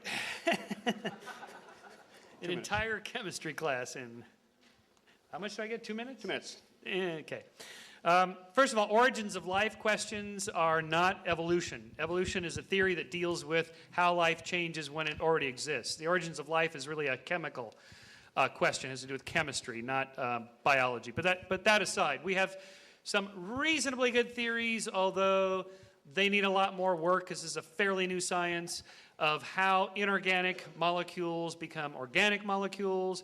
There's a very fine model right now that has a lot of support that clay substrates at the bottom of oceans may serve as nice mediums for which simple molecules can bind and be held in their bindings into more complex molecules, and how even protein chains can be formed and crude cells can be formed, and so on. That's how you get started in the process. So it's a very gradual, slow process. We know that it can be done just by the input of energy, either ultraviolet radiation or a spark of electricity, these sorts of things. These experiments are rather crude. No, there's not a little creature crawling out of the test tube, of course, but there are at least these early rudiments of life, the beginnings of it, these basic structures, protein chain structures, monomers become polymers. All this happens just by the input of energy. It doesn't require a top-down designer. In fact, it's a bottom-up process that's just built into the laws of nature. Okay, Dr. Hovind? I think the complexity of life is so great that there just simply had to be a designer. It's not possible to happen piece by piece. All the experiments so far in the laboratory to try to produce life, Miller, Oprin, Urey, have really made the problem more complex. In this picture here, they show they're using methane, ammonia, water vapor, and hydrogen. Notice they exclude oxygen. They call it a reducing atmosphere because they know if there's any oxygen, it'll oxidize whatever tries to get together. All they've been able to do so far is get a few little amino acids, which is kind of like getting a few letters of the alphabet by randomly dropping toothpicks, okay? That can happen, I agree. You could drop toothpicks and make letters of the alphabet, but that would not explain how you get an entire book. And the difference from a few amino acids to one living cell is like the difference between a few letters of the alphabet and a whole book. It's just orders of magnitude. Now, if he wants to believe that, he can believe that, but again, he's left science and gone to religion. And if he says evolution only deals with after life is here, then he doesn't have a coherent theory because he needs to have something all the way back to the beginning, in my opinion. So that was it already? Watch my video number 4 on the table back there for more on that. Okay, question for Dr. Hovind. What is your strongest piece of evidence for creation? I think the evidence for creation would be the absolute impossibility of the contrary. If we were walking down the highway or walking down the road and we saw a swimming pool in somebody's backyard and you can see the waves splashing out the top a little bit, and I said, I think that pool only has water in the top foot, the rest is air underneath. Without even going to examine it, the other person would say, that's silly. It's impossible that there not be water all the way to the bottom. That's the nature of things. Okay? It is impossible that there not be a designer. Everything is just so incredibly complex, there had to be a creator. If you're walking through the woods and you find a painting hanging on a tree, you automatically conclude there was a painter. Even if you don't see any footprints, you don't see the person who made it, there had to be a painter. If you're walking through the woods and you find a building, you don't see any footprints, you don't see any people, you still conclude there was a builder. And if you see a creation, you conclude there was a creator. So I think two things. I would say the design in nature is impossible to explain without a designer. And the idea of creation is true because of the impossibility of the contrary. It is impossible that there not be a creator for something like this. Rebuttal? Yeah, I think that says it all. It gets right back to my first slide. I think you should be more explicit here in step 2. Then a miracle occurs. Kent Hovind's answer to what's the best piece of evidence you have for the creation is the impossibility of the contrary. So all he's got is, I don't believe your explanation, therefore the default is my explanation. That's not an answer. That doesn't say anything. That's not any positive evidence in support of a position. Okay. The first law of thermodynamics says matter and energy is neither created nor destroyed. How do you account for the origin of matter and energy, and is your answer scientific? Would that be me? Yes. Yeah, 2 okay. minutes. Oh, I see. We're doing that back and forth thing. Operators are standing by for my tape. Oh, no. Well, this is standard. Doesn't evolution violate the second law of thermodynamics? No, of course it doesn't, because if you have input into a system of energy, such as the sun, then you get a reversal of entropy. That is, you get energy input, you get an increase in complexity and so forth, as long as the energy keeps coming in. Once the energy dissipates, then you get an increase in entropy. So then, okay, but what about the whole universe? And then we're going to end up back at these kind of ultimate questions. Well, then where did the universe come from, and where did the energy that created the Big Bang come from, and so on and so forth. And then we're back into questions that are sort of only quasi-scientific or kind of metaphysical, which we can speculate on, but that isn't really a part of science. We, with science, have to work on what we have. The second law of thermodynamics, I'm amazed anybody ever brings that up anymore. That's just kind of a non-issue for us anymore. Okay, I disagree strongly. I think the second law is a very valid argument against evolution. The second law tells us basically everything's falling apart, okay? The Bible teaches that clearly. Everything is waxing old like a garment. Here's Sue at 20. Here she is at 90. Here she is at 3,000, okay? Now, the evolutionists will say you can overcome the second law by adding energy. This is ludicrous. Adding energy is destructive unless there's something to utilize the energy. The Japanese added a whole bunch of energy to Pearl Harbor one day. They didn't organize anything, okay? We returned the favor a few years later and added energy to a couple of their cities and didn't organize a thing for them. Adding energy is destructive unless there's something to use the energy. It's true the sun adds energy to the earth, but it's going to destroy the roof on your house, not build it. The sun's energy is going to destroy your entire house. It's going to destroy the upholstery on your car. It's going to destroy the roof on your car. It's going to destroy the paint job on your car. There's only one thing that can use the sun's energy. By the way, the moon gets the same energy we do, okay? It doesn't make anything up there.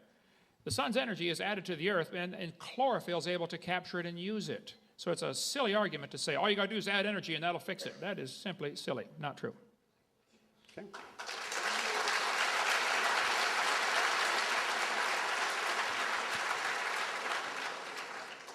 Okay, question for Dr. Hovind. Dr. Shermer held up the example of Lucy's pelvic bone. What is your response to Lucy being a common ancestor between man and ape? I give a 30-minute answer to that on video number 2 on the table back there. And by the way, he mentioned something earlier about, all I had was a religion, and he said, well, it's not, we need a better answer for step 2. Okay, well, all you have is a religion also. But see, I'm not asking for my religion to be paid for by taxpayers. You are. So the burden of proof's on you, not me, okay?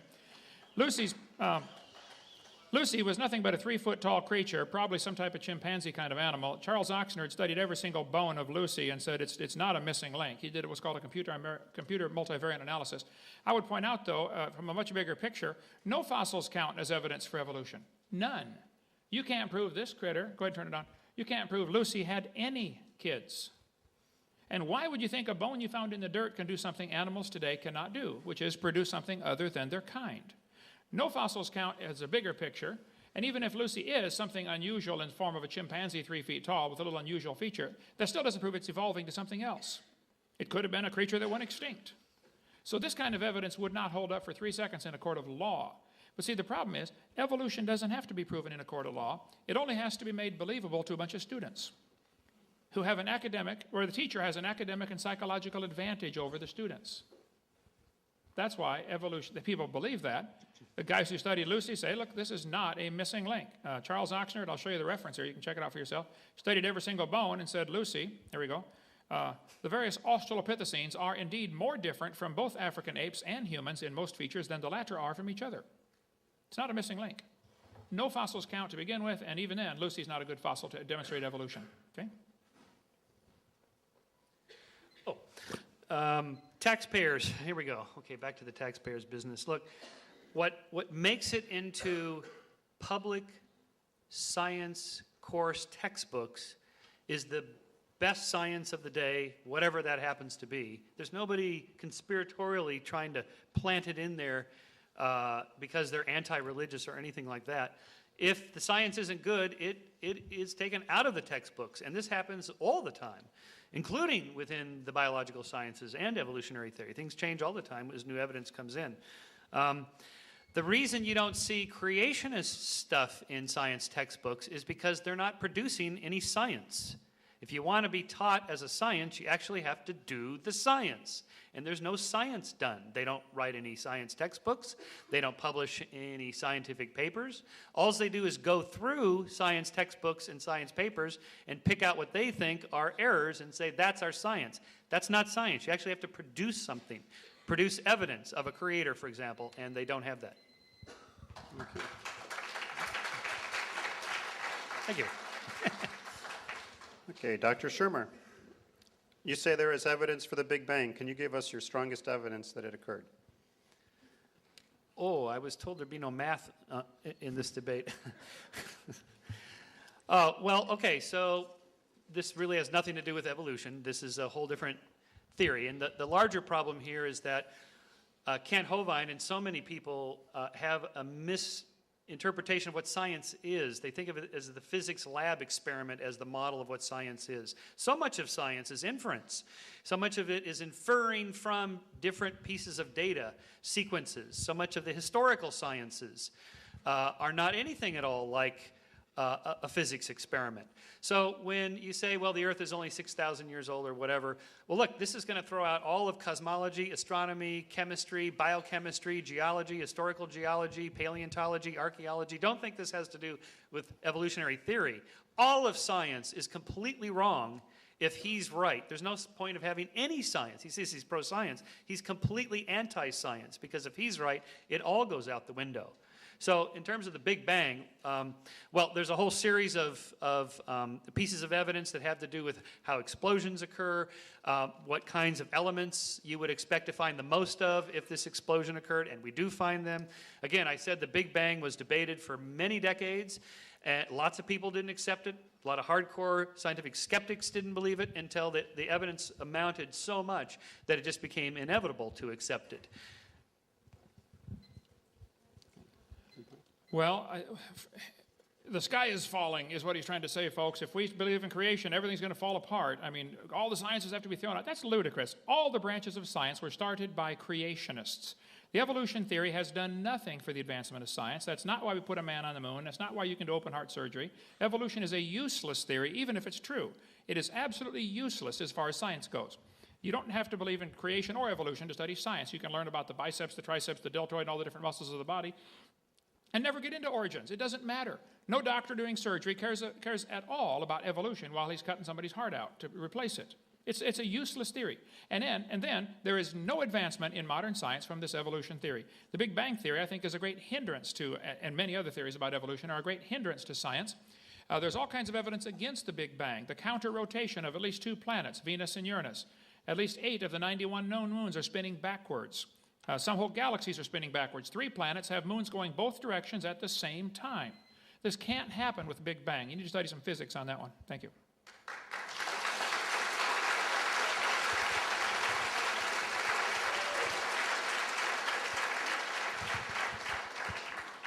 Okay, Dr. Hovind, you admitted that roaches become resistant to pesticides. Please defend your stance that this is not a beneficial mutation for their kind. Roaches become resistant to pesticides because some of the roaches in that population already had a resistance. When they dug up some of the guys that tried to find the Northwest Passage, we can shut it down, I don't have a slide ready for this. There were guys that froze to death trying to find the Northwest Passage up in Canada years ago. When they dug up and did an autopsy on them, they find some of them were resistant to penicillin. Well, that's interesting. Penicillin hadn't been invented yet. See, there are some people that already have a resistance to certain things in their system. So let's say you got 1,000 roaches and 5 of them have a resistance to a certain pesticide because of whatever reason. Okay, you put that pesticide down, it kills all but those 5. Those 5 then become the grandparents of everybody else, so the new roach population, and now you get a whole population of resistant roaches. That happens. It is still a roach. It is only something already in the gene code that was selected. You selected for that particular thing to survive. In this case, artificial selection instead of natural selection. That is not a process that's adding information, and it's not a process that's going to turn a rock to a human. In 20 bazillion years, it's not going to happen. Okay, well, I'm not a big expert on cockroaches, although I like the hammer part. But these are fine examples of what we would call microevolution. The question is, how do we go from microevolution to macroevolution? One of the difficulties almost everybody has with this concept is that we evolved to consider ourselves in terms of time frames of years or decades, and it's hard to conceive of thousands of years or tens of thousands or hundreds of thousands of years. It just seems, impossible. It's counterintuitive. Yet there it is in the evidence, and so it makes it hard to grasp. We see the changes. We see the dogs changing in the course of 15,000 years, humans in the course of 150,000 years, with all the variety we have today. There it is. It's in the genes. It's in the fossils. It's corroborated across all these different independent lines of inquiry. It's the power of genetic variation and selection, which is a bottom-up designer. Okay. Okay. Now, this was a question directed to you. What would you say is the creationist's strongest argument for the existence of God? Oh, okay. This is like on your application to graduate school. It says, what's your weak point? I always put like chocolate. I study too hard. Something like that. I actually think that the best arguments creationists have today for inferring design in nature are probably those of William Dembski, maybe, with the irreducible complexity of complex structures like the flagellum and so on. We have terrific answers for these. This little debate has been going on for about 6 years now. But I think those are the best arguments for inferring design, which has nothing to do with inferring God. In fact, they purposely say that that's not what they're trying to infer, although it's pretty obvious they are. But still, in terms of what's the best arguments for God herself, I guess it would just be that it does look like the universe is designed. And in fact, let's just say it. It is designed. It's a kind of a jury-rigged, bottom-up designer, but that is a kind of design. So when people intuitively say, you know, it just looks designed, why don't we just say, well, yeah, that's right, because it is. In a way, not a top-down intelligent designer, a bottom-up tinkerer designer, designed nonetheless, so the inference, in a way, is correct. I think it's interesting. Evolutionists argue against design using arguments they designed. Think about that one.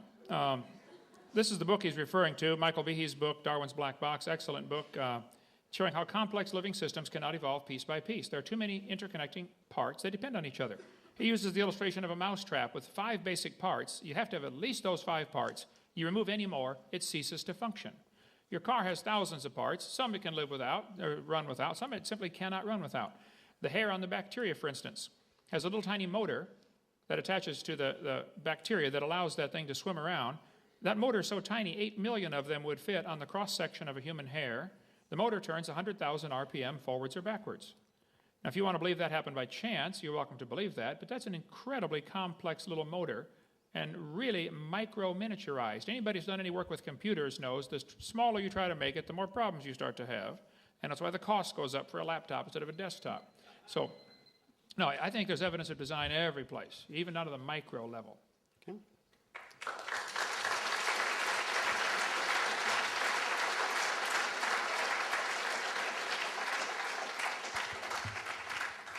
Okay, dinosaurs. What are your opinion on dinosaurs, Dr. Hovind, and where do they fall into the creation versus evolution argument?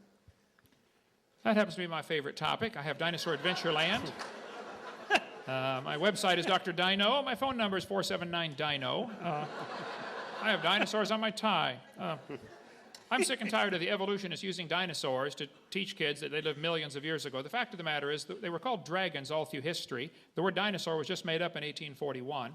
These creatures have always lived with man. There are thousands and thousands of legends and cave drawings and artwork, and video number 3 on the table back there covers all that. Dinosaurs have lived with man all through history. They simply called them dragons. The Bible says before the flood came, the people lived to be 900 years old. Well, reptiles never stop growing. Even today, they don't stop growing. Most species don't. So in the pre-flood conditions, the reptiles would grow to be gigantic. They were dinosaurs living with Adam and Eve. Then Noah took them on the ark. Probably babies. Just be sure to get a pink one and a blue one. And after the flood, people killed them, and all through history there are stories of people killing dragons. And there could be a few still alive today. There have been thousands of sightings like Loch Ness Monster, Lake Champlain Monster. A dead one washed up on the beach in California, 1925, a dead plesiosaur.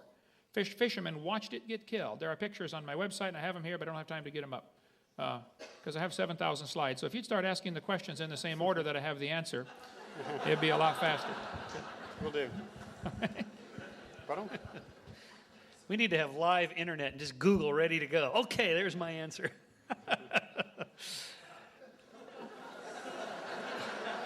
Why do you suppose fish died in the flood? How do you explain that?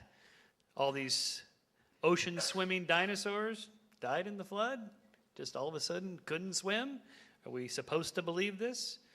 Where in the geological record have you ever seen a dinosaur and a human together? You never have. This is an empirical test. This young lady is shaking her head. Yes, you have seen a dinosaur and a human together?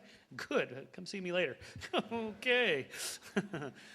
This would be a falsifiable test of evolution. If you could actually find a dinosaur or a trilobite or whatever and a hominid fossil in the same bed, that would do it. That would be a huge point against evolutionary theory.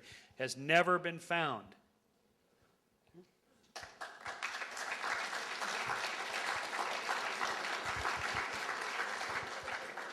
Okay, Dr. Shermer, regarding bird evolution, is there any living or fossil evidence that a leg became a wing and a scale became a feather? Yeah, good question. There's actually a fair amount of good evidence now for the evolution of birds. from dinosaurs, and the transition from scales to feathers, and the transition from walking limbs to flying limbs. It operates in principle with the slide I put up with each part has a particular function that served some other purpose that in the end got co-opted for a different purpose. And the wing is a classic example, almost surely was once a thermodynamic regulator, a heat regulator, which then gets co-opted to use for something else later. Therefore, a half a wing has some purpose. In terms of the fossil record, it's pretty good now. We actually have quite a few transitional fossils from dinosaurs to birds. And there's a number of paleontologists that think today the dinosaurs are still living, not as dragons in the Bible. By the way, where are the unicorns that are referred to in the Bible? Where are those, either in the fossil record or today? I'd like to see one of those. Another one of those interesting tests that continues to get failed. So in terms of the paleontological record, it's pretty good. We have to remember that most beasties that die get eaten. They don't fossilize, hardly any fossilize. So it's an amazing fact that we have so many fossils that we do. It's an embarrassment of riches. Okay, I disagree strongly. Every one of the so-called evidences for dinosaurs turning to birds have been proven wrong. Archaeoraptor was listed as proof for evolution, the missing link. National Geographic, breaking news, we found the missing link. A couple of months later, oops, we got fooled. Some Chinese guy glued a bird tail on a reptile and sold it for $80,000, and the Smithsonian bought it.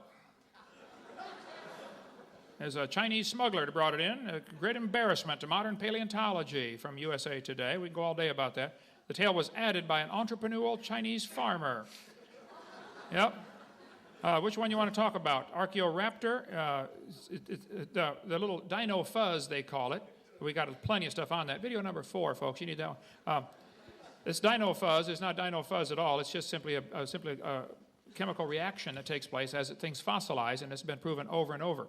There's considerable body of evidence that these fossil traces known as dino fuzz have nothing to do with feathers, Alan Fiducia writes, and he believes in evolution. So you're mistaken about that. Thank you.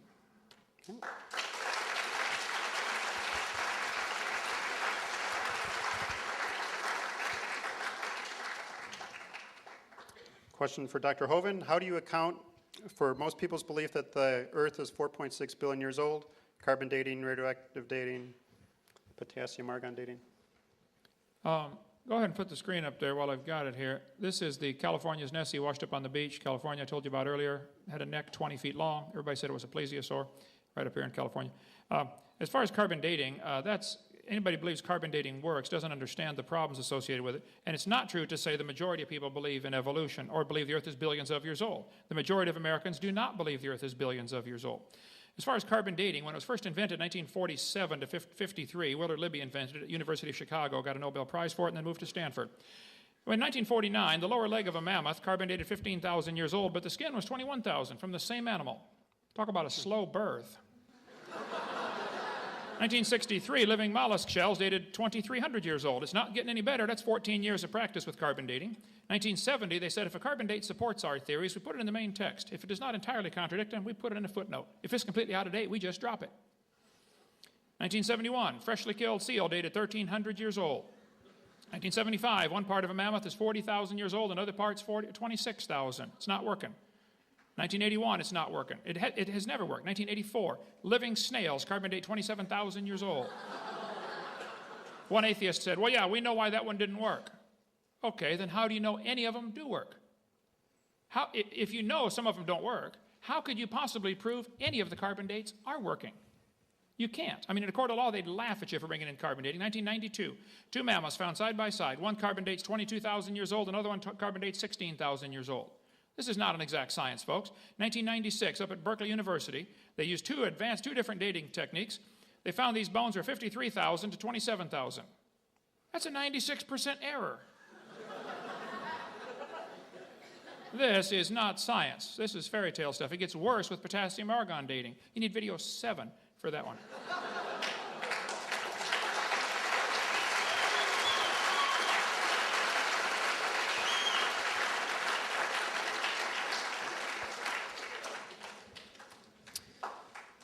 I wrote a book called Denying History.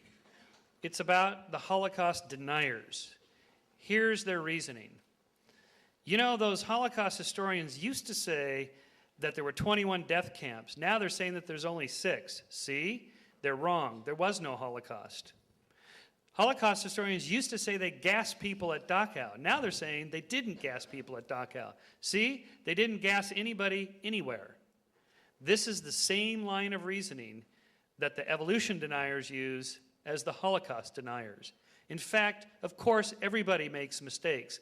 Errors and fakes have nothing to do with the large body of knowledge to tell us what's actually true about history and the past. The fakes, by the way, and all these errors were exposed not by creationists, but by scientists, because scientists have integrity, and the science itself has a built-in self-correcting machinery that drives it toward better and more accurate facts.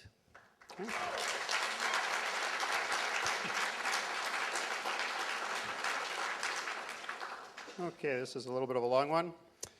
Bacteria appears to be the most efficient reproducing organism on the planet. What is your best evidence for the origin of meiosis, male-female reproduction? Well, bacteria are the dominant form of life on Earth.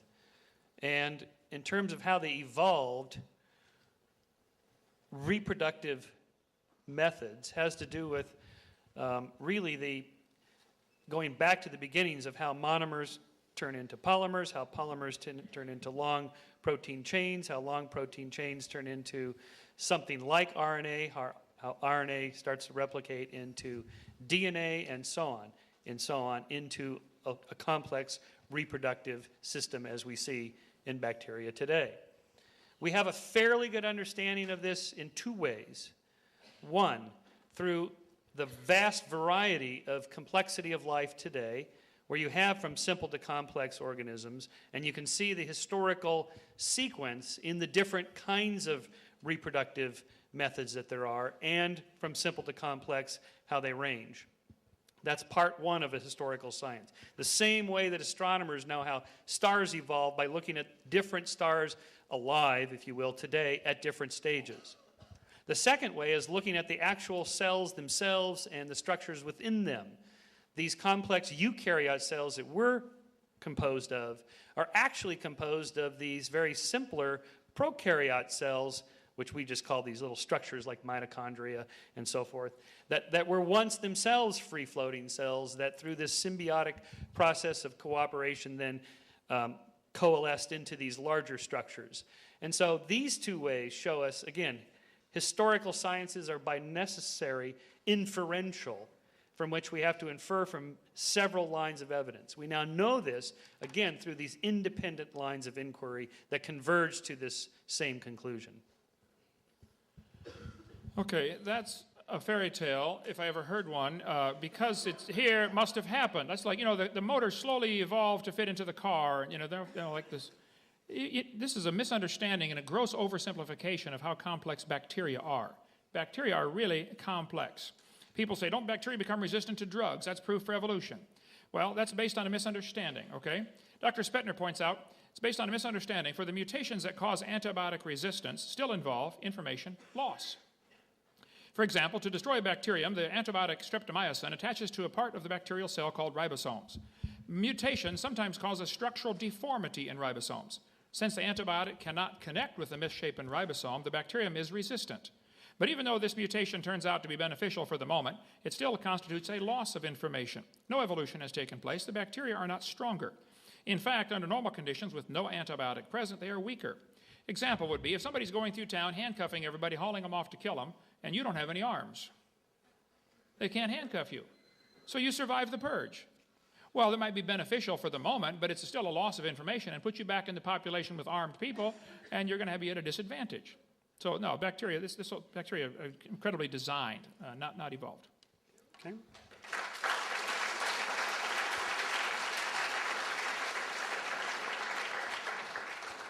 Question for Dr. Hovind. Please explain the claim that 97% of the DNA between humans and chimp are similar. Can you give me 10 seconds to get the slides up? And then I got 2 minutes, okay. Yeah. DNA between humans and chimps is similar.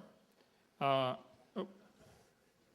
claim that the DNA is 97% similar is simply false, okay? It's about 95% according to the most, it used to say 98.6 in the textbooks. Here we go. Here, this textbook says 96% similar between orangutans and humans, 98% similar between chimpanzees and humans, proving a common ancestor 15 million years ago.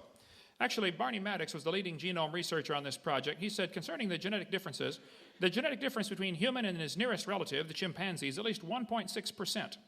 That doesn't sound like much, but calculated out, that's a gap of 48 million nucleotides. And a change of only 3 nucleotides is fatal to an animal. There is no possibility of a change. Now they've discovered instead of 98% similar, it's only 95%. So there are millions and millions of differences. Now, if somebody wants to believe that proves common ancestor, they can believe whatever they want, but that's not common sense. I think it proves a common designer. That's why they're similar structures in many things. The Honda Prelude and the Honda Accord are very similar because they both evolved from a skateboard by the same logic. The idea that the DNA code is supposed to prove some kind of evolutionary relationship is ludicrous, okay? The DNA code is so incredibly complex to begin with. I could point out that Microsoft PowerPoint and Microsoft Word have millions of exact lines of code. I mean, they're identical. I can click spell check in Word and I can click spell check in PowerPoint, get the same results. That proves this all evolved from Morse code over billions of years.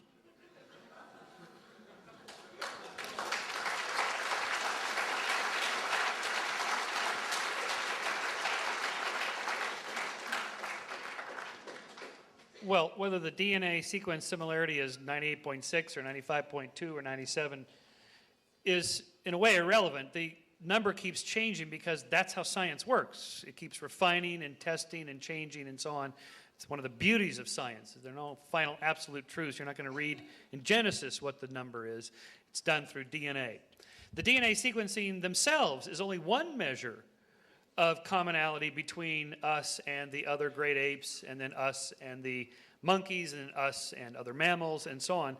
It's just one measure. There's a whole bunch of half a dozen different biochemical measures of similarity and differences. Then, of course, there's all the anatomical and physiological comparisons. Then there's the fossil comparisons. Again, I can't hammer this point home strong enough. It's this convergence of evidence from different lines of inquiry that leads us to these conclusions. When Vince Sarich first put forth that idea that we are more closely related to chimps because he had this one particular biochemical test, people thought he was crazy. But it is now supported simply because there's so much evidence from other lines of inquiry. Thanks.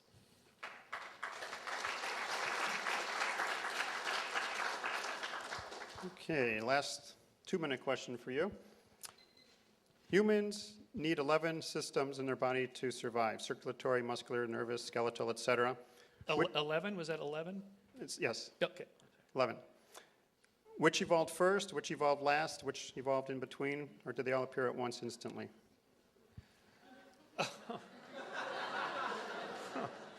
Oh, man. All right. This isn't even quite the right question because it infers that all systems had to be in place for the thing that we call a human to be a human. But that's not how evolution works. It's not the 747 out of the junk pile of parts. That's not how it happens. It's this long, slow, gradual tinkering process. Circulatory systems, muscular systems, and so on. All mammals have these, and all organisms going all the way back hundreds of millions of years have these various systems of different kinds. It's why we have these kind of poorly designed, good enough to get by, systems that we have, because they're from these common ancestors from long before. Our legs, the veins in our legs are okay. It would be nice if there were more valves and they were a little stronger, because with bipedalism, you have more blood pressure from top to bottom than if you're a quadruped. But we began as a quadruped, so we're stuck with the veins and valves that we have that have been slightly modified and improved.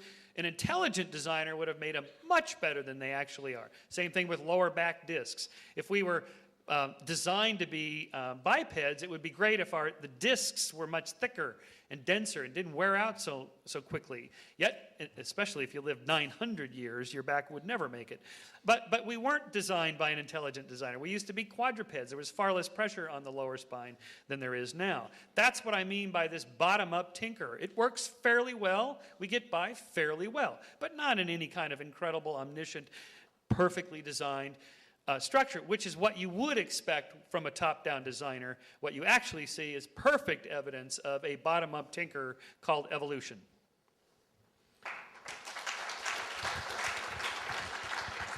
Well, I think much of the problem here is total misunderstanding. In the first place, we are not poorly designed. I think it's an amazing design. I think just one single cell in your body is more complex than the space shuttle, and the average human has 50 trillion cells. So it's ludicrous to say that this all just came about by chance and we're poorly designed.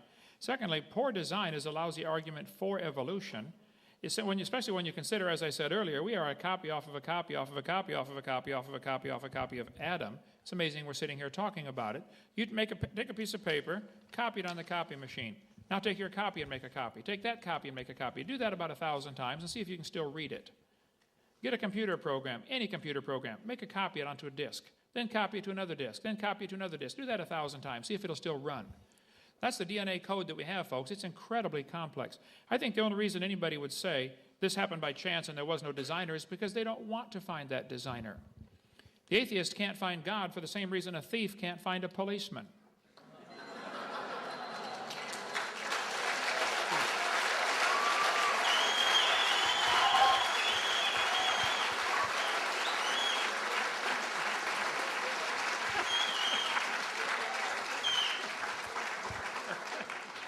Okay, last question for Dr. Hovind. Why do you believe creation science is not taught in the public schools?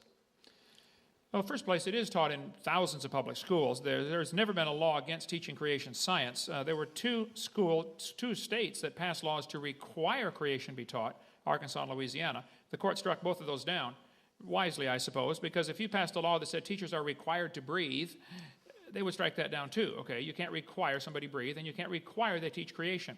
They never said you couldn't teach creation, and quite the opposite is true. The courts have ruled consistently you can teach it if you want, but it cannot be required. I cover that in all the court cases on video number 5 back there on the table. There are thousands of teachers that do teach creation. I teach creation. I go into public schools quite often and teach. We have public schools come visit our Dinosaur Adventureland, and we teach them creation. It's not a problem. There's no law against it.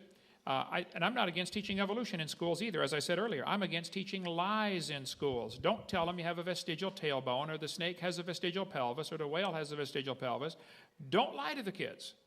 I mentioned in Arkansas House Representatives Committee considering a bill in Arkansas to not buy textbooks with lies in it.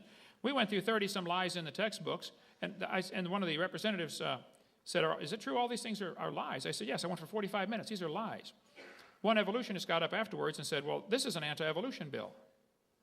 The representative said, evolution's not mentioned in this bill. This bill just says don't lie to the kids.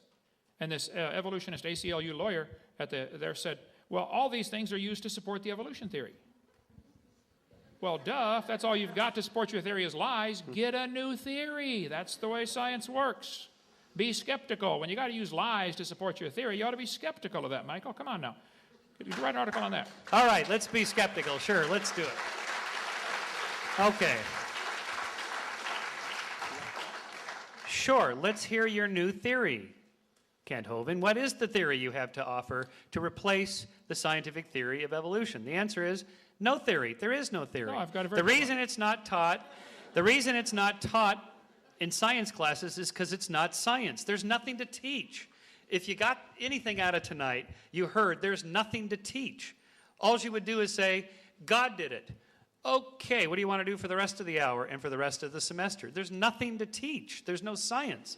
If you want to teach it in Bible classes, fine. Religion classes, theology classes, fine. But there's nothing to teach. There's nothing to do. There is no science. That's why it's not taught. Okay. Well, this concludes our debate. Let's give him a round of applause.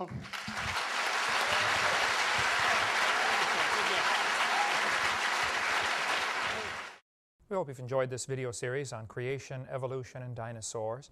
Much more important, though, than knowing all the truth and facts about science is to know the truth about whether you're going to heaven or not. If you've never trusted Christ as your Savior, let me explain quickly what you need to do to go to heaven. The Bible says we're all sinners. We've all broken God's laws. We've disobeyed the Creator. We've done wicked things. We're sinners. Some are worse than others, at least in man's eyes, but we've all broken God's laws. And the Bible says you have to repent. The word repent means to turn. It actually means two things: to turn from your sin and to turn to God.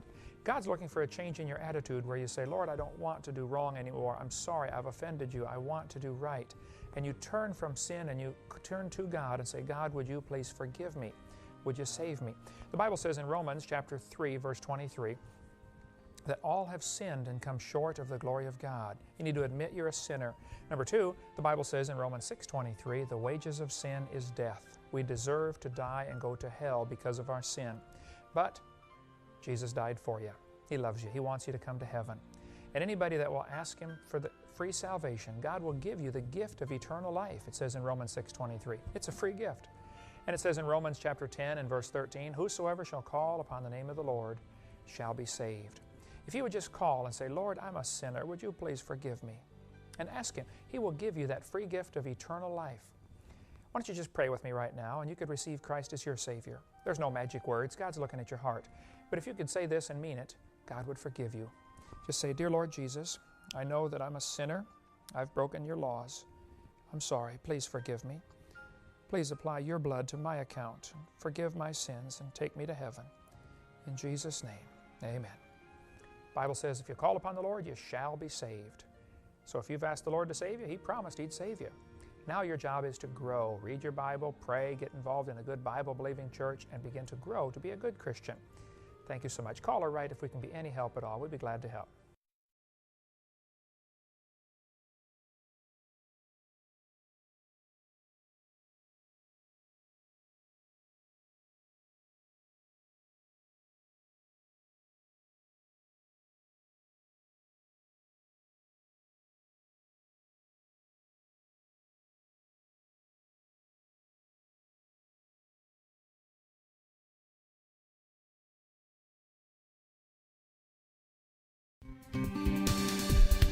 Do you want to know more about how to combat the godless theory of evolution?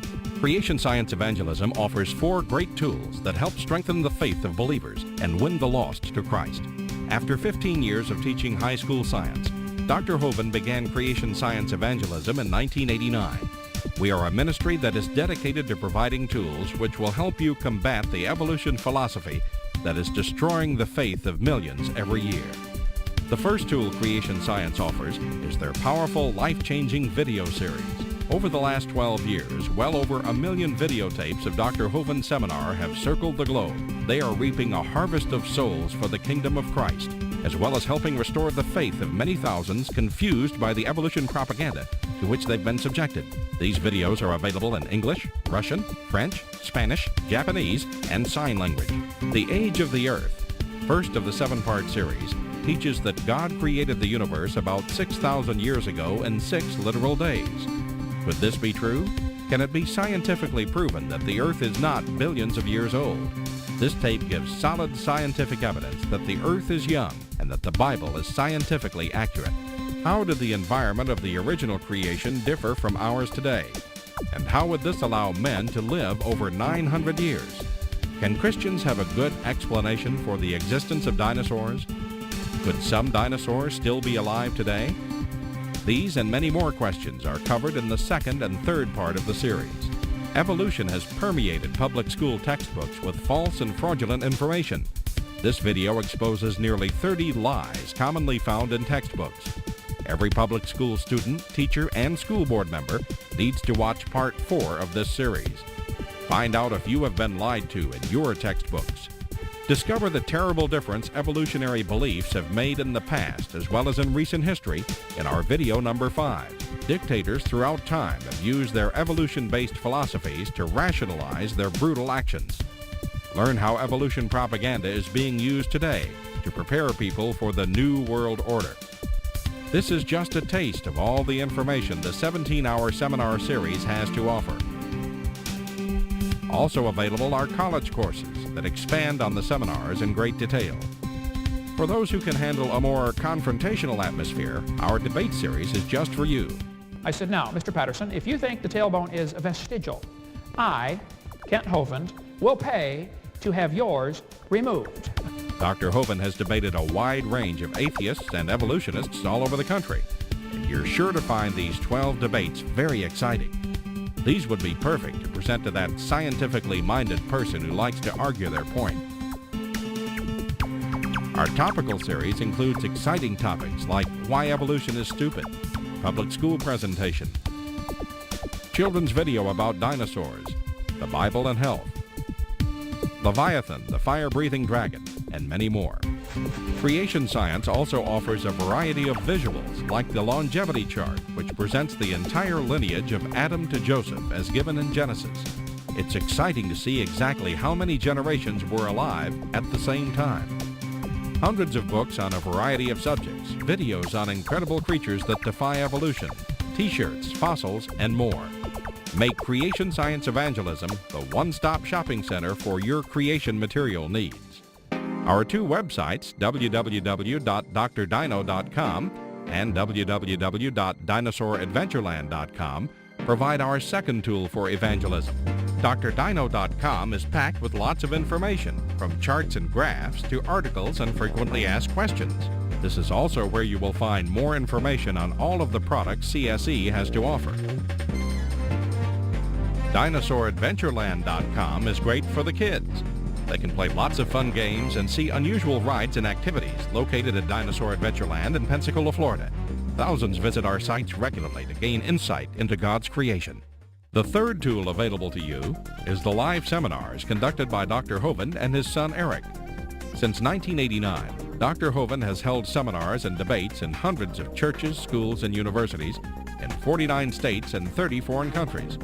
His fast-paced, illustrated seminars cover diverse topics, such as evidence for a young Earth, how long Adam lived, dinosaurs living with man, where races came from, radiometric dating, and much more. Our fourth tool is the new, exciting Dinosaur Adventureland. Many thousands have come from all across America to visit our museum, creation bookstore, science center, and theme park, where God gets the glory for science. Our unusual swings, rides, and activities each have a science lesson as well as a spiritual lesson. And captivate everyone from age 4 to 94.